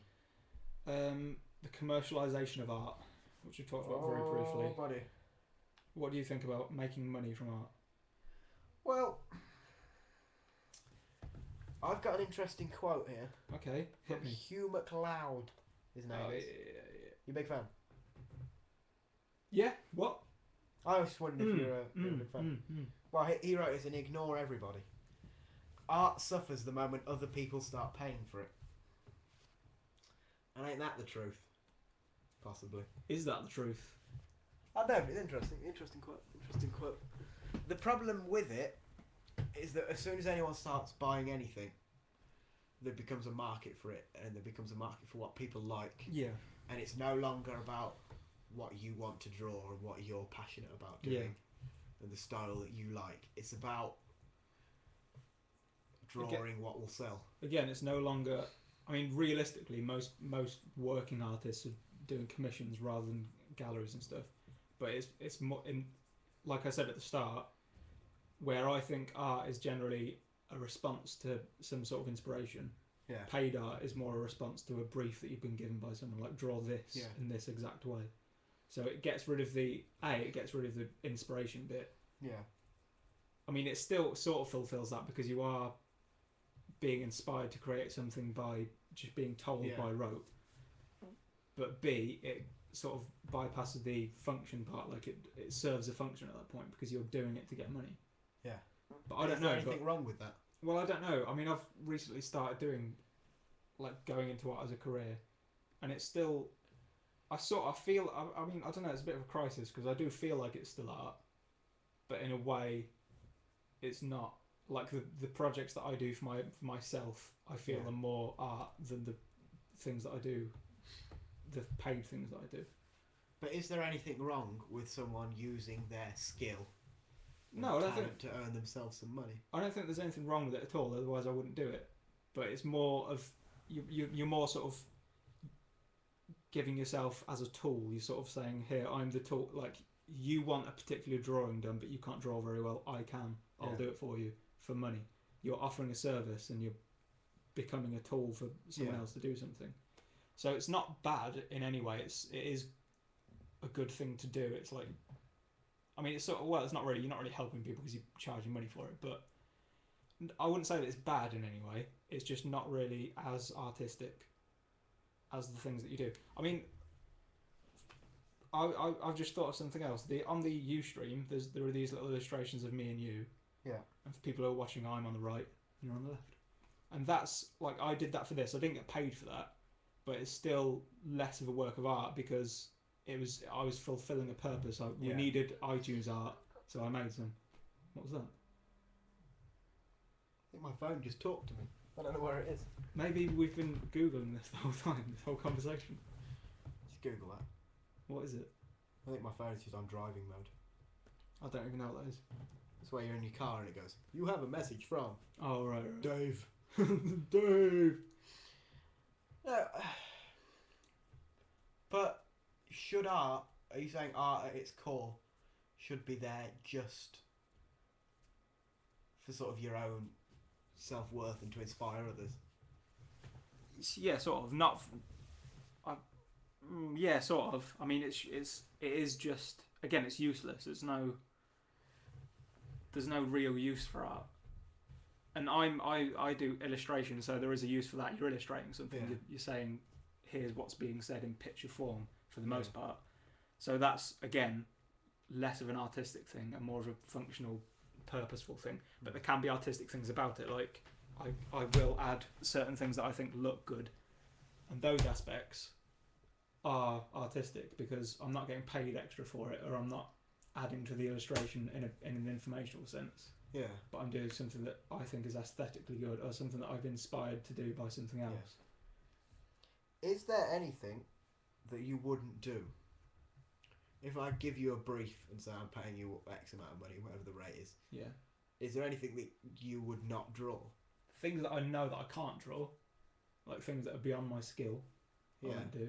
I mean, I know that doesn't really answer your question, but there are a lot of rudimentary things that I don't do on principle, like vector illustrations, which is the sort of very computerized 2D things. I don't do those because I can't do those and I don't care to learn how to do them. Yeah.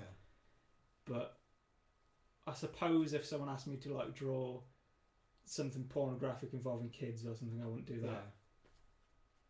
I don't know. Again, there are a lot of things like I don't want to go on a rant, but there are things that annoy me about people commissioning art, like people who say, right, I've got 3 potential people, each of you do the work for me, and then I'll choose which one I like best and give you the money. But a lot of people do that, a surprising amount of people do that. I want you to know that if you do that, I'm no longer your friend, anyone listening, because that is the worst thing to do. Like, you wouldn't do it with like a plumber. You wouldn't say, right, all of you fix my pipe, do all the work, buy all the tools you need, and I'll pay one that I choose at random. Yeah. That pisses me off. But again, that doesn't really answer your question. That's a tangent. But yeah, anything to do with kids, pornographic, stuff like that, I wouldn't really do. There was a weird case recently where someone wanted illustrations of like African children, and they were like, you must be able to draw black people, and I was like, yeah, I can draw black people. And then they were like, show me your portfolio, so I did, and they said, yeah, I don't really see any illustrations of black children. And I was like, well, here's a picture of a black person that I've done. And they were like, well, that person's got clothes on. And I was like, okay, that's it. I don't know where they were going because I cut off. Take a step back there. But that was a weird little exchange. Yeah, I don't know. Commercialisation of art, it's an interesting one. Again, it's probably one you could do a whole episode on. But art, to me, is seen as a sort of tool of pretension. I don't know if pretension is a word, but pretentiousness. Yeah. So I always, when I go into people's houses and they have like paintings up, I always think, well, you're sort of trying to show off, and especially because art seems hugely overpriced for what it is. It's seen more of a show of wealth rather than anything else. Wealth and taste. It's like you've got this not because you're interested in the picture or you like anything about it, just because it costs lots of money. Or because you've read in a magazine that it's a very tasteful piece of art to own. Well, I remember I watched an interview with Dana White, who's the UFC chairman, president, whatever. And in the interview, there's a picture of like some kind of Japanese erotica in the background. It's like a naked girl like on the floor crying or something. Was it RedTube? And I don't know what it was, but he was like, "Oh, it's really famous, and it would cost like 6 figures if I hadn't stolen it." And so someone gave it to me as like a present, right. And I was like, "Well, I can't keep this in my house, so I'll put it in my office." Okay. But it's the idea that because it's so expensive, you have to put it somewhere. Yeah, you have to. If someone just gave me a 6x4 of a naked person on the floor crying, I'd probably just, put that in my wallet. Put that right in the bin. Oh yeah, bin. Yeah, yeah. But just because it's on a big canvas and it has a name attached to it, and it is in theory worth say $100,000, people just like, I'll slap that right on the wall. That's quite an interesting idea. Do you think that a painting is worth more? Not in money, not in terms of money, but just for you personally, would you prefer to own a painting that was the original painting by the artist versus like a very high quality perfect print of that painting that's perfect reproduction but it's not by the original artist? I wouldn't care. I don't think I would care either, but people would say that there's some sort of essence that's a very interesting subject to go into in philosophy, is the idea of essence, like that whole grandfather's axe thing. And like, would you own a beautiful pen owned by a serial killer and stuff like that? Yep. Would you? Have you got one? No, but if any serial killers want to send me one, send me a Parker. Yeah, I'll have that. Yeah, but I don't care. The art is there for the beauty or the whatever of it, the emotional attachment, whatever that comes out of it. So if you like the painting, you like the painting itself, and you can get the same painting for 1,000 times cheaper. Yeah. Why would you not do that? I agree with you. I think in a way there's almost an aspect of celebrity about some paintings. Like if a painting is very prestigious and well known, then that's almost the reason that it's worth more to own the real version. Yeah. Not for any artistic reason, not because it invokes a better response, but just for the I've touched fame sort of thing. Well, a lot of it comes from collectors as well, of course. Yeah, well, I mean, you know, the pursuit of something is always very, like you were saying earlier about what were we talking about earlier? The pursuit of education and stuff like that. Yeah. Yeah, with Will Smith and Jane Smith. Yeah. Yeah, we were talking about that earlier. And it's to own a very prestigious painting, I suppose, is valuable in that it's a difficult goal that you've achieved. But other than that, it doesn't really add anything aesthetic to it, I don't think. But it's the same thing with books. A first edition, there are lots of people who get first editions. Yeah. But the difference between that and art is that a first edition of a book will be usually leather bound and old, and you can feel the age and smell the paper, and I can understand it. I don't really give a shit personally. But with an art, I was going to say a painting. With a painting, it's just in a frame. You take it out of the frame, it's just the same parchment as this painting, pretty much, same canvas, whatever. Yeah. I don't know what people do paintings on. I don't fucking give a shit. You put it in you put the fancy one in the Wilkinson's frame. Yeah. And you put the shit one in the Asda frame. In the Asda, you know, it doesn't make a difference. It's still the same drawing. There's nothing to gain by having the original for me, other than I have the Da Vinci original. It cost me £1 million, and look how wealthy I am. And I've put it in this barn. I put it in this mahogany frame in a barn in New York, and I'm serving. The barn is still occupied by. I've sort of ruined the painting a little bit. Serving pimento. There's shit all over it. You know, that kind of like a pimento. Pretentious. Oh, I'm very rich. You know. I don't know. It seems unnecessary. Again, that's been a running theme of this episode, is that art seems like a very big platform for posturing, for saying, look how great I am. It's because it's something that not a lot of people fully understand. Yeah. So if you can just pretend there's a barrier to entry to it. So it's you're saying I've overcome the barrier to entry. Well, there's a reason that everyone's a film critic and hardly anyone's an art critic. Because anyone can watch film and have an opinion on it. Yeah. But like I was saying earlier, I just look at a painting, go, oh, it's alright, and then walk on.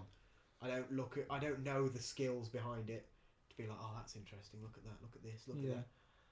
So I can't critique it on that. I can go, oh, it looks like a tree. That's it, really. You know, I can say great leaf work on that. It looks like a tree outside. Like I say, doesn't really look like a tree. That's all I can say about it. I can't say, well, the structure and the angle and all this. I can't give you anything. Yeah. Other than that, it's all right. Yeah. Pretentious motherfuckers. The emperor's not wearing any clothes, as it were. Why is it so overpriced? Why is art so expensive? I don't know. I think a lot of people think that art is overpriced. Even in my field, in illustration, a lot of people say, well, I shouldn't pay you any more than like $20 for this illustration because it's only going to take you X amount of time. Yeah.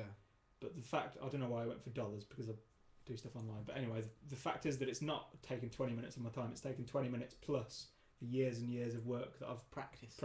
Like, you can do it in 20 minutes, so give me the money. That's why art, in an illustration sense, that's why illustrations cost money, because it's a skill. It's not something that anyone can do. Yeah. So you shouldn't just be paid on time. There should be a value to it beyond that, which is, you know, that the artist in question has sort of gone to the time to develop a skill. Same with any skill, really. Like, you wouldn't say to a carpenter, for example, that's going to take you 10 minutes. I'm going to pay you £6 an hour for that. Yeah. Which is obviously £6 an hour. What's a 6 of 6? 1. Yeah, there you go. So I wouldn't say to a carpenter, I'm going to give you £1 for that. I'd say I'm going to give you, even though it's going to take you 10 minutes. Yeah. Obviously, you've got a skill there that not many people have. Joining is difficult, Matt. I'm not going to lie. I can't join. I don't even really know what joining is. That's a bit. So you're going to pay them extra because it's skill. But then that's for, you know, commissioned art. But for art that's sold in galleries and stuff, I don't know. I suppose what that comes into it, again, the fact that it's a skill that you've developed. but there is prestige involved in art. Whether that's a good thing or a bad thing, I don't know. I don't know about prestige in art. what I mean is there is, like say a Dali painting Yeah. is more prestigious than a painting by like Dave down the street, even if both paintings are technically as good. Well, that's because the person's made a brand of themselves. Yeah. Well, I wouldn't say brand. I would probably use the word prestige.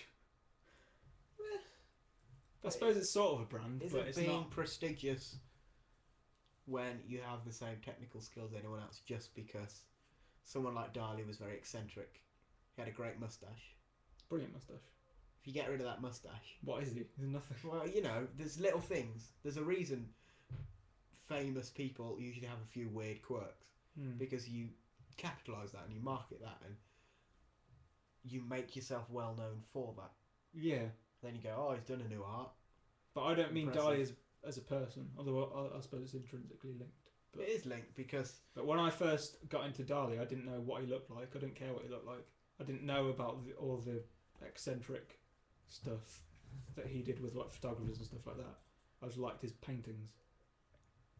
But he's a bad example because he's a very unique sort of style Yeah, of person. yeah. But someone like Van Gogh or Monet or, you know, that, what's it called? Impressionism. Impressionism, yeah. That, to me, all looks the same. Yeah. It's all pretty much one and the same.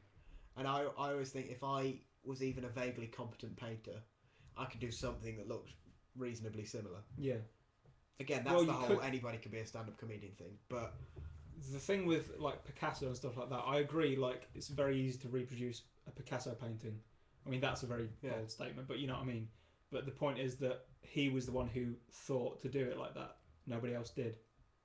And like, even though I could, even though a robot could reproduce a beautiful piece of music, yeah, that the robot didn't come up with that piece of music. Yeah. They didn't invent it. They didn't create it. They just reproduced it. So reproducing something isn't the same as creating something. but not all famous artists create new things. No, that's true.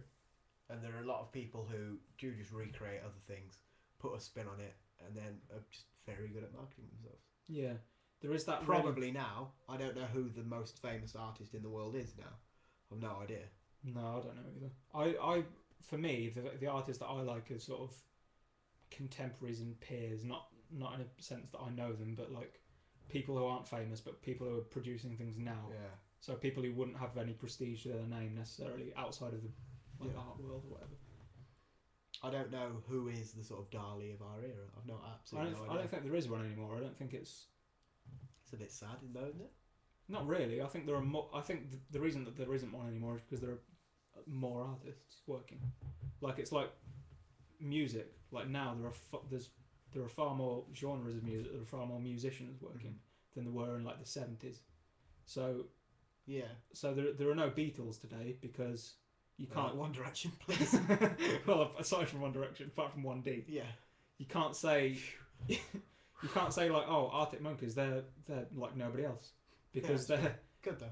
even though if you put them back in the 70s when there were like barely any musicians working, you would say, oh, that's unique. Yeah. It is unique today, but there are dozens of other things that are also unique and just as unique. We were having that conversation earlier about that sort of popular folky bluesy yeah, pop. yeah. The sort of There's hey, yeah. There's a lot of Ho! those indie bands that are just why can't we be friends? Why can't we be friends? that all just sound the same. Mumford-esque. That's not necessarily a bad thing because that music's quite nice to listen to.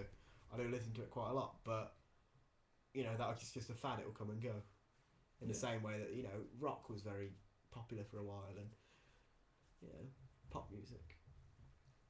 Back in the day, pop music was huge. You never see it now. Pop music. It's gone. right. Where's that?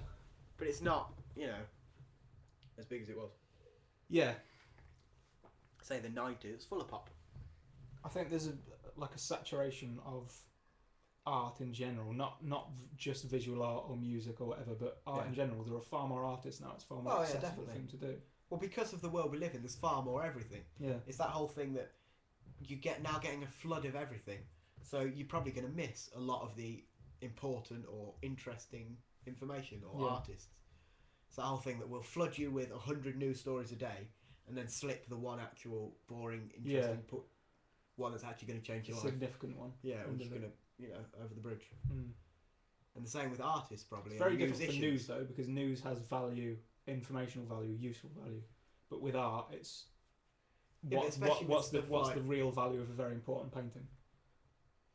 Like, paintings, important, in quotes, paintings are only important because... Well, they're latched onto by a brand. Yeah. You get a lot of artists that do drawings, do adverts, and do like billboard design, film design, whatever. And so they're much more well known. Yeah. But surely that's because there's a lot of them coming that you miss the one guy who's really talented. Yeah. The PB of the... yeah.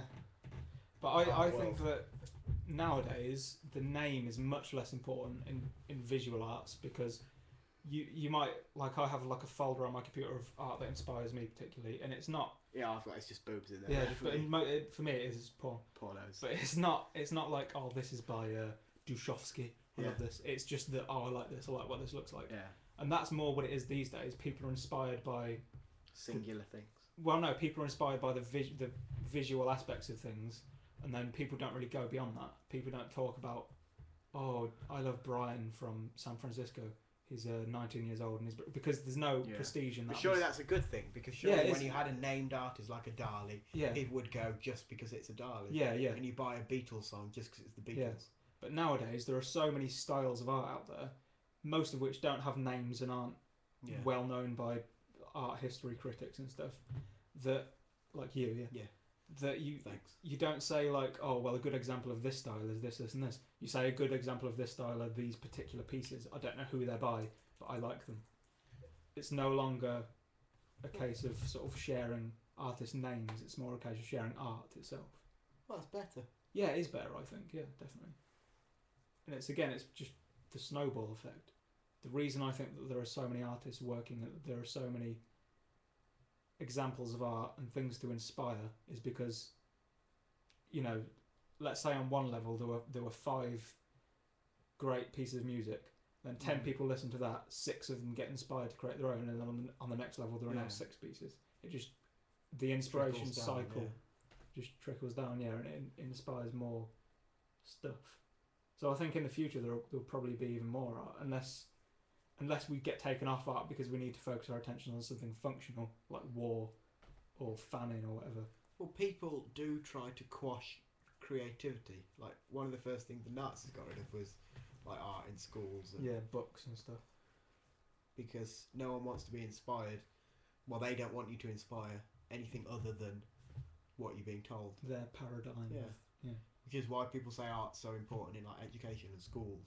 And I think, to be honest, the Nazis had it spot on, because their paradigm of kill Jews and gays and blacks and disabled. Yeah.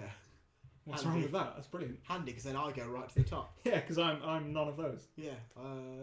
Disabled though. I am disabled. I'm Jewish. Oh. I'm black as well. Oh, you've had a clang. Oh no, this is embarrassing. I am Latino as well. Oh. And French Mexican, Black, Latino, Australian, Aborigine. Oh, disabled Eskimo. Oh, balls. We're so close. Right out the window. Yeah. Oh, sure, I was Aryan. I'm Hindu as well. This just gets worse. I know I slated the education system a little bit earlier. Sure. Sure. But everyone seems to think that, art is ridiculously important in schools, just to sort of keep that creativity going. Where do you stand on that whole debate? Well, creativity doesn't just have to be drawing and painting. No. Like, you can write stuff, the creativity exists in lots of different ways. It's not just, people think of art as just being the visual arts. But in such a structured school society, surely that tiny time for self-expression is very useful. Even though a lot of school art is still dog shit. This week we're doing penguins. This. Watch this PowerPoint, and then we're drawing a penguin. That's a good point, because I think that setting people things to do is like, what's the point of if you're gonna dedicate an hour a week to people expressing their creativity, then let them express their creativity. Don't say, right, you've got to draw this box in exactly this way. Yeah. Unless it's to teach technical art, which is something that you should do at a higher level, really. You shouldn't really be teaching kids how to like the proportions of the face and stuff because they don't need it. So I think a good creative outlet can be in the form of like creative writing, for example. What are you looking at? Your reflection. The wall had a bit of a lump out of it. Oh no. TFC Towers is falling down. No, it's not. We've only just built TFC What Towers. thought about lake? Yeah. How is that? It's great. Empty. Yeah, nothing in it now. Yeah. I think you're right. It is important to have a creative outlet for kids, but it doesn't have to be in art lessons. And I don't think art lessons really even offer that creative outlet for the most part. No, but schools will say they definitely do. Well, yeah, but that's them just who cares? the That's line. not true, so it doesn't matter. Then how do you develop proper creativity in a structured environment? Do you just say blank piece of paper, go for it? Maybe you don't. I mean, the internet is there now. Like when you come home from school, you go on the internet. That's what people do now. That's what kids do. Yeah. So, like if I was like 10 years old, I come home from a day at school, no creative outlet. I go right on the internet. Yeah. And I'm watching YouTube. I'm looking at Reddit. I'm looking at things that are works of art and that they're miniclip.com. Miniclip, mostly just miniclip cricket. Yeah. Stick cricket. Stick cricket. I love stick. But I mean, again, I think a rudimentary part of art is the inspiration part. And you can't just say, right, create something, right, make something. Yeah. Like I couldn't put a picture in front of you, a blank piece of paper in front of you and say, right, do something beautiful for me, dance.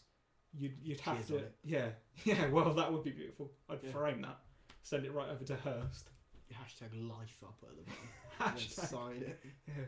That's like Will.i.am's new song begins with hashtag. Does it? Yes, What hashtag a fucking something spaz. like that. Feet Bieber. Oh, is it Feet Beebs? Feet Beebs. Oh, I'm excited. Yeah, I know, I've got it. You got it? Is it good? No, I've never heard it. Should we listen to it? Yeah. But, you know, yes, I agree that a creative outlet is important for kids. But whether or not art lessons do provide that is another question. I don't know. I was literally I just reiterated things to give you time to Google It's that. called hashtag all lowercase that and then power is in That capitals. power, yeah. Features listen. Bieber. You putting it on? Yeah, I'm putting it on right now. Okay. So it's already got 61 million views, Well, it's the hashtag. and it was published in April. So that's...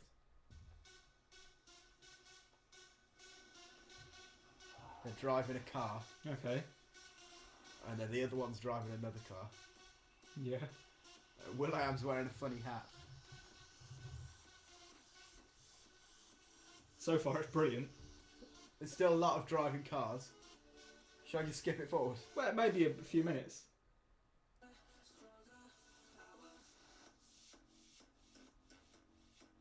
Oh yeah. I feel like I've already heard this a million times. Yeah, me it's the too. most derivative thing I've ever heard. Lyrically very good though. Oh yeah. They call me Stacy. That's not my name. That's not my name. Ting Ting's there for you. Why can't we be friends? Why can't we be friends? Why can't we be friends? Why can't we be friends? I see ya standing in the welfare line. Yeah. What is it? I can't remember. Oh, I thought you knew. I thought you knew the lyrics. Nah. Get 'em up. Turn that off. Art and legality. Art and legality, child porn, graffiti, example. E.g. graffiti. Where What- do you stand on the graffiti debate, Banksy and all that? What is the debate? I don't know. Well, should he do it? Shouldn't he do it? Sure. People go, oh, well, it's nice, isn't it? Some people go, no, mate. I don't know. There is something to be said about like, please don't vandalise my property. But then there is also something to be said about, oh, this looks good.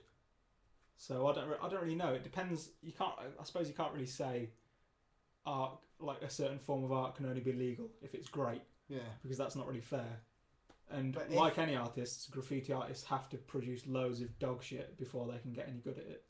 But then why do graffiti artists exist if graffiti is illegal? Because they're inspired by the graffiti that already exists. They see... Well, then do it in a studio. Do it on a piece of paper. Yeah, but I think one of the main things about graffiti is that you have an immediate audience and that you're sharing a message, sort of. And do it on your own property. Yeah, but what if you don't have very visible property? Well, then don't. You can't go around just vandalising property and just be like, well, I'm practicing graffiti. Please, officer. I like punching people in the head, but I don't just go out and just punch people in the head. I'm good at it, but I don't just go out and do it just to practice. Just keep my arm in. Yeah. You can't do it. It's illegal unless it's illegal. It's illegal, but is it immoral? To vandalise property? Yeah. Yeah, sort of. But what if it's the Coca-Cola headquarters? Well, still yes, but to a lesser extent, yes. If it's Coca-Cola headquarters versus Dorothy from down the street who's 89. I mean, if you're graffitiing people's personal property, then you're a twat.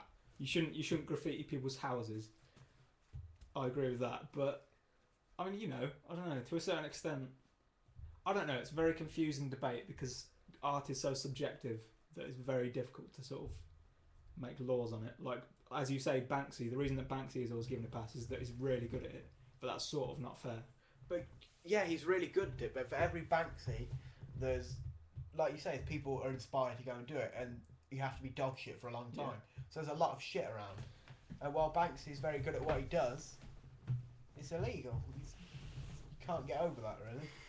Yeah, I don't know. I'm not a huge fan of it. Are you not? It's all right as well. It's not amazing. It's all right. Banksy in particular? Yeah, I don't know. The thing about Banksy's art is that it conveys very powerful messages. Political message. Yeah, it's a lot of messages, and that's useful. I admit that it is sort of that first world anarchy type thing. Well, I'm just going to draw a satirical painting here. Yeah, it's not really doing anything. And people get about, well, that is satirical. Yeah. And then do fuck all about it. How many people walk past a Banksy thing every day? I'm just going to stop buying arms. There's all those famous ones of like Little Girl and the balloon and the gun and all that stuff. And you go, that really does convey a very powerful and emotive message that the world we live in is very corrupt, and why don't we think about the children more? Oh, Subway, 299 rails. It's in and out of your mind. It makes no difference. It makes no difference for 9 out of 10 people. Yeah, but if you really want to make a statement of change, then 10% is not good enough. It's just not good enough. Well, again, that's because you're right there, and my whole contention that art can't be functional sort of applies there, because Banksy's art is not very functional. Yeah, it doesn't really. But art doesn't have to be functional. It serves a function for the people that he is trying to rebel against. They can go, oh, that's very powerful. Oh, isn't Banksy good? And we'll put him on the news. Yeah. And we'll go, oh look at Banksy, and we'll all just say, look at the painting rather than the message of the painting, and then all his work will go to shit. I don't know if that's still what he wants or whatever. I don't know. But change is not going to come about from tiny bits of art. Works of art and poetry and songwriting, that sort of political change songs, come about when people... Free Nelson Mandela, for example. That comes about when people start... Do they know it's Christmas? There won't be snow in Africa, apart from a lot of mountains where it does snow in Africa. A lot. Yeah. But people don't create pieces of art and pieces of music and songs and poetry, whatever, until people radically make changes. If you look at the Miners, for instance, there's a lot of songs and all that. Billy Foo Fighters, Ballad of Beaconsfield Miners. Yeah. That's what you were thinking of, isn't it? Well, I was going to say Billy Bragg and all that sort of left-wing politics and all those songwriters of that sort of 80s era. They came about and wrote political songs because everyone was saying we feel disillusioned, and people were marching and people were making a change. So we have to be the people that make that change rather than looking at art and going, oh, isn't that a great point? No, but I would say that it's, again, conversational. It's the artists are being inspired, and then they're inspiring in turn. The artists are being inspired by the movements that are already happening, and then people who aren't involved in the movement aren't looking at the movement and saying, oh, that's great. They're looking at the art and saying, oh, that's great. What's that about? And looking into it and getting involved. Yeah, but I'm saying at the minute there's no movement that artists are getting inspired by. Well, there always is. There's always movement, but there's not a mass. There's mass unhappiness in this country. There's mass social and economical poverty in this country, but there's very little uniformed movements. There's a lot of, you've got your right-wing BNPs, you've got your right-winged Islamists who everyone just sort of laughs at and mocks. Mm. But the one redeeming factor they have is that they are doing something. An organised group. They're doing something. And yes, they're appealing to the easiest, most corrupt members of society, but they're doing something. If even the 50% that aren't politically affiliated to anybody, aren't really extreme, don't give a shit about gays, blacks, Muslims, different religions, whatever, if you just all group together, then you have the power. Yeah. You do have the power. Yeah. If the populace, as a 51% majority, say, "Oh, look, we're taking over now," there's nothing you can do. Yeah, but power in the hands of people who have no. Yeah, I'm not saying overthrow the government, but you have to. What are you saying? Overthrow the government. You can take that audio clip. Join the Navy or whatever. Yeah, Eve on it now. But you have to be united and show that you're unhappy about something. If the majority demand change, then change will come. And when change doesn't come, that's when people... If you look at Egypt, people group together, marched and said, look how shit things are. You don't even have to march. You just have to make a point en masse and say, well, look, this is wrong. Either change it or we'll get even sadder. Do you not think that graffiti is a viable way of doing that? No. Why? Because graffiti alienates a massive amount of people. In what way? How many people look at graffiti and just walk past it immediately? Yeah, but that could be said for anything, though. Really? Yeah, that could be said for, like, Twitter. Twitter's much bigger than... A lot of people turn... Yeah, I know it is, but a lot of people turn their nose at the whole concept of Twitter, but then it's caused a lot of sort of revolutionary things to happen. But I mean, graffiti hasn't yet, as far as I know, but it could potentially. I think graffiti... It is powerful in the fact that for at least a small period of time it's a permanent statement somewhere. And because it's less popular than, say, Twitter, you can write a tweet and say, fuck this, fuck that, X, I believe X, and it'll stay there, but it won't get seen as much as if I go and write on the town hall. Yeah, more visible place. Yeah, and so that is useful, but I don't know. So that's a debate. Again, I still think that art doesn't have to be useful, and if something is useful, then it's almost not art anymore. So do you say graffiti isn't art? That kind of graffiti? Or some like if you just stencil the words "end war" on a wall, like please stop war. Thanks a lot. See you later. Yeah. That's not really artistic in any way. It's just stamp. It's informational. I mean, it is an expression, but just because something's expressive doesn't mean that it's artistic. No, because life is expressive. Yeah, any your emotions are expressive. Talking is expressive, but then there are some forms of art that are really aesthetically pleasing. There are some forms of art where it's like an extension of the whole art of calligraphy, where it's just words that are being written in such a way that's very beautiful to look at, and you can't. For most of them, you can't even read what they say. You'd have to look for a very long time to decipher them, but they're beautiful because they just look nice. Yeah. And that is art, but it's also vandalism. You're right, and you know. I once saw some Arabic that was I don't know, however many names of God, and it was all drawn to look like a boat. Oh yeah. I've seen one where it's like a lion. Cool, isn't it? Yeah, that sort of stuff is very cool, and that's I think a lot of graffiti is an extension of that form of art where it's like using words as a sort of a form rather than a conveying of information. Yeah. But then there's a lot of graffiti that goes the exact opposite way, polar opposite, where they don't care about the form of the words, they just use Arial or whatever, and they're just conveying information. Yeah. Don't know. Graffiti's an interesting one. I suppose I don't really have much of an opinion on graffiti, and that's not a damning statement. I'm not saying I don't like it, because I like what I've seen.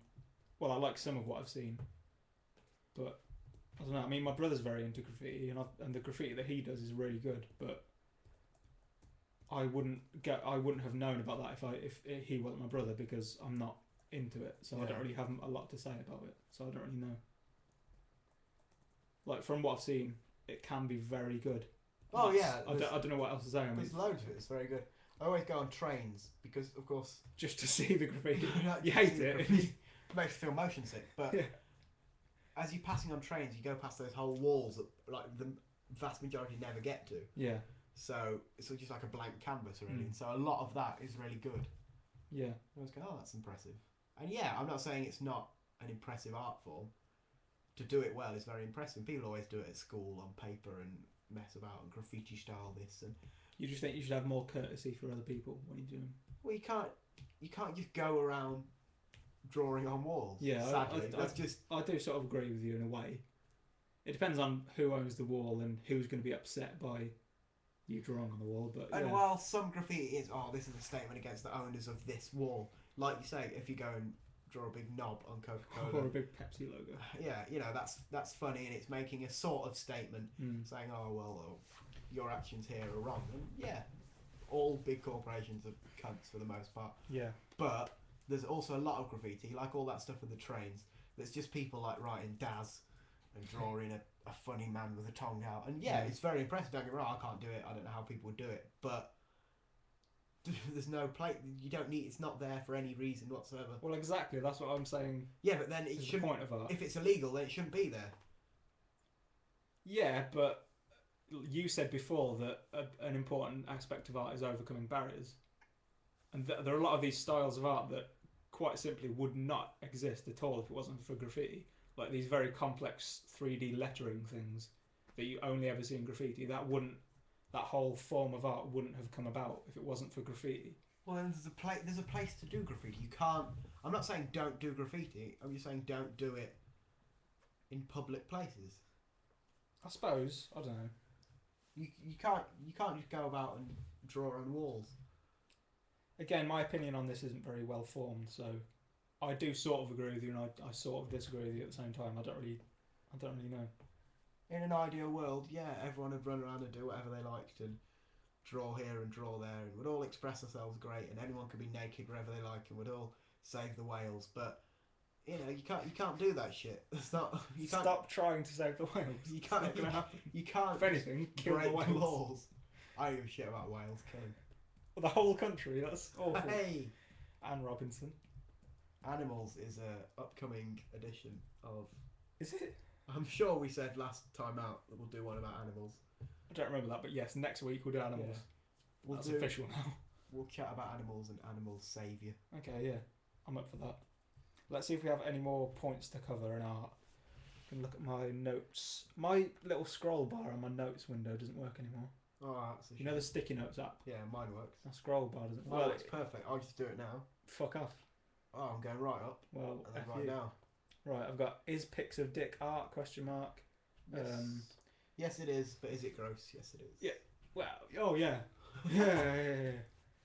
Bullshittiness in art. Styles. Sort of discuss that. Subjective versus objective. Art is subjective, but the techniques and skills are very objective. Yeah. What do you mean by that? The fact that there's a way of doing it. Yeah. Like art itself, the emotions it evokes in one person is subjective. Is subjective, but the skills involved are always set and concrete. Yeah, sort of.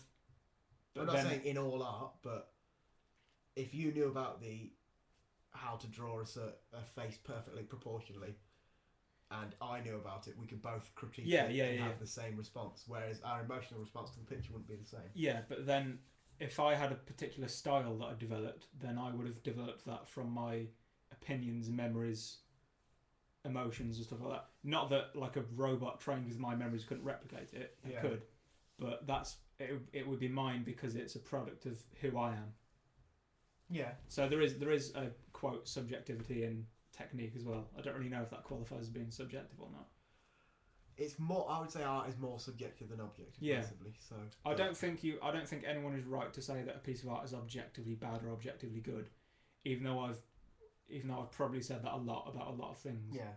But at the end of the day, if it invokes a response in you that it doesn't evoke in somebody else, you can't really say that your response is the correct response because it's not a true or false question. Yeah, it is an interesting one. We had this when we talked about films. Can something be objectively good or bad? Yeah. And with films, they sort of went on the fact that if it was, the cinematography, the script, the lighting, the acting. Yeah. But there's a lot less of those points in art. Well, film is art, though. Well, yeah, but I'm saying in like paintings. Yeah, I suppose so.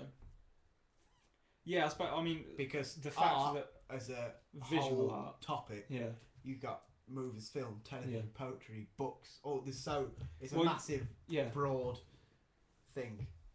I mean, modern film is less broad than modern like visual arts or whatever, but that's largely because film is like 100 or so years old. Yeah. And art as a visual form is like thousands of years old, yeah. And also, like, thousands of years ago, generally people were better at it than we are now, in a technical sense. Yeah. Like there are, like for example, Michelangelo's David is one of the most accurate representations of the human body. And he carved it in marble. It's an amazing. There are loads of like sculptures and stuff like that from like, Greece and shit that are like really technically impressive, and people don't really care about that anymore. I think one of the problems with art these days, not that I mean generally I like art these days, but one of the problems with artists these days is there are some artists who think that every piece of art should have an element of poetry to it. Like, I mean, the point of poetry is to convey a message. Yeah. And a lot of people think that that's the point of all art, but I don't think it is. I think you can have like a painting of a tiger that's really beautiful and it doesn't say anything, but it's still art. Got a drawing of a tiger up there. Well, there you go. It's a bit wonky, but it's pretty good. Yeah. I mean, just adjust it. It won't be wonky anymore. Tilt it. Yeah. It's good. But I mean, I'm not very big on the art in this room. You're not? I have like a few posters, A lovely San Andreas poster. in the studio. Yeah, got that out of a game. An Ern Christina little football flag thing. Got that from my Norwegian friends. Yeah. Got some canvases of just some cars. I don't really know why. IKEA? Yeah, I think so. I needed to fill up that wall. Yeah. And I bought that when we went to Memorabilia. Yeah, I remember that. Yeah. I've got a little Back to the Future thing. Drew Struzan, who painted that, he's getting a documentary soon. Ooh, what's it so called? excited. Drew. Yeah, it's called Drew. It should be just called Drew if he's a. It's artist. Drew, and then there's a subtitle. No, I don't need subtitle. No, get rid of that. Shall I tweet him? Yeah, tweet him. Say Jake MD says no subtitle. Hey Struzers, please no subtitle. Fix. Oh, fix. There we go. Right, delete that. Get rid of that immediately. Yeah. What was I saying? I was saying something. You're saying that all art doesn't have to have a message. Yes, all art doesn't have to have a message, and that comes into the whole the Emperor's New Clothes thing of, well done, of people pretending to know what they don't know. And it's like, just admit that you don't know. Don't try and guess the meaning of a piece of art if you don't know it, and don't try and pretend that all art has to have meaning, because it doesn't. Again, art can be completely non-functional. Yeah. Like a painting doesn't have to say something about society to be a good painting. Yeah. And there are the old-fashioned way of looking. I mean, by old-fashioned, I mean hundreds of years old, thousands of years old. Back then, they thought that art was an expression of God by humans, and they thought that it was purely beautiful, and there was no real meaning conveyed. But now, the idea of beauty is almost gone from art. Like Tracy Emin, for example, Damien Hirst, they're just expressing meanings and no beauty anymore. But that's not saying that's the running thread of all art these days. There are a lot of artists who make very beautiful things. But it's just, I think there's a very unfortunate thread of people who think that art isn't art unless it conveys a message, and that's not true, I don't think. With your functionality, we've come very full circle. Yeah. I'm very impressed. Yeah, thank you. Shall we play ourselves out with a little bit of Smash Mouth? Yeah, go on then. Why can't we be friends? You know, we've known each other for a long time. We podcast together. Why can't we just be friends? Why can't we just say, hey, this is clearly a friendship. If anything, we already are friends. Yeah, probably. So, just wait for it to sing and then just turn it off because it's wrong. Originality, my friend, is merely an illusion. MC Escher. Escher? Yeah, it's an Escher. Quite like Escher. Every block of stone has a statue inside it, and it is the task of the sculptor to discover it. Michelangelo. There you go. The Teenage Mutant Ninja Turtle. Yeah. Everyone winds up kissing the wrong person goodnight. Andy Warhol. There you go. 50 minutes of fame. That was one of the Warhols. Why can't we Get in. be friends? Why can't we be friends? Why can't blah, blah, blah. I'm going to turn this off when it's exactly 2 hours. We've been broadcasting for an hour and 59 minutes. And for how long? And 20 seconds. We be friends. Why can't we be friends? Why can't we be friends? Why can't we be friends?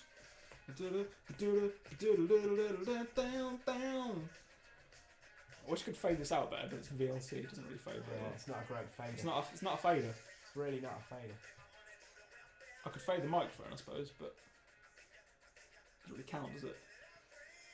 You're already right on the phone. Yeah. Someone texted me. I just wanted to see who it was. Well, thank you for listening to this episode, ladies and gentlemen. It's been a pleasure to talk to you, as ever. I thought that we'd probably stray off art a little bit. And We just get didn't straight- really. No, we sort of stayed right on. We were quite opinionated. It was alright, it wasn't bad. Next week, animals then, I suppose. Yeah. Animals and endangered animals. Endangered animals in particular. Well, that'll be a big part of it. Okay, cool. Don't really know why. I'm up for it. Is now. Iguanas, what's that all about? Next. Next, lizards, question mark. Birds, are they dinosaurs? No. Are humans equal to animals? Well, humans are an animal. Are humans equal to creatures? No. What else is there? Should we eat animals? Yeah. If anything, more animals. More animals. Tweet us At TFC Podcast, facebook.com/TFC Podcast. If you have anything to say about... TFCpodcast.com, Whoa. iTunes and Stitcher. If you have anything to say about art or animals or anything we've talked about in the past, genuinely we would like to hear them. Yeah. Because we It's lovely. like it, yeah. Right, I'm going to turn this off now. Thank you for listening. Until next week, my friends. Goodbye. Adios!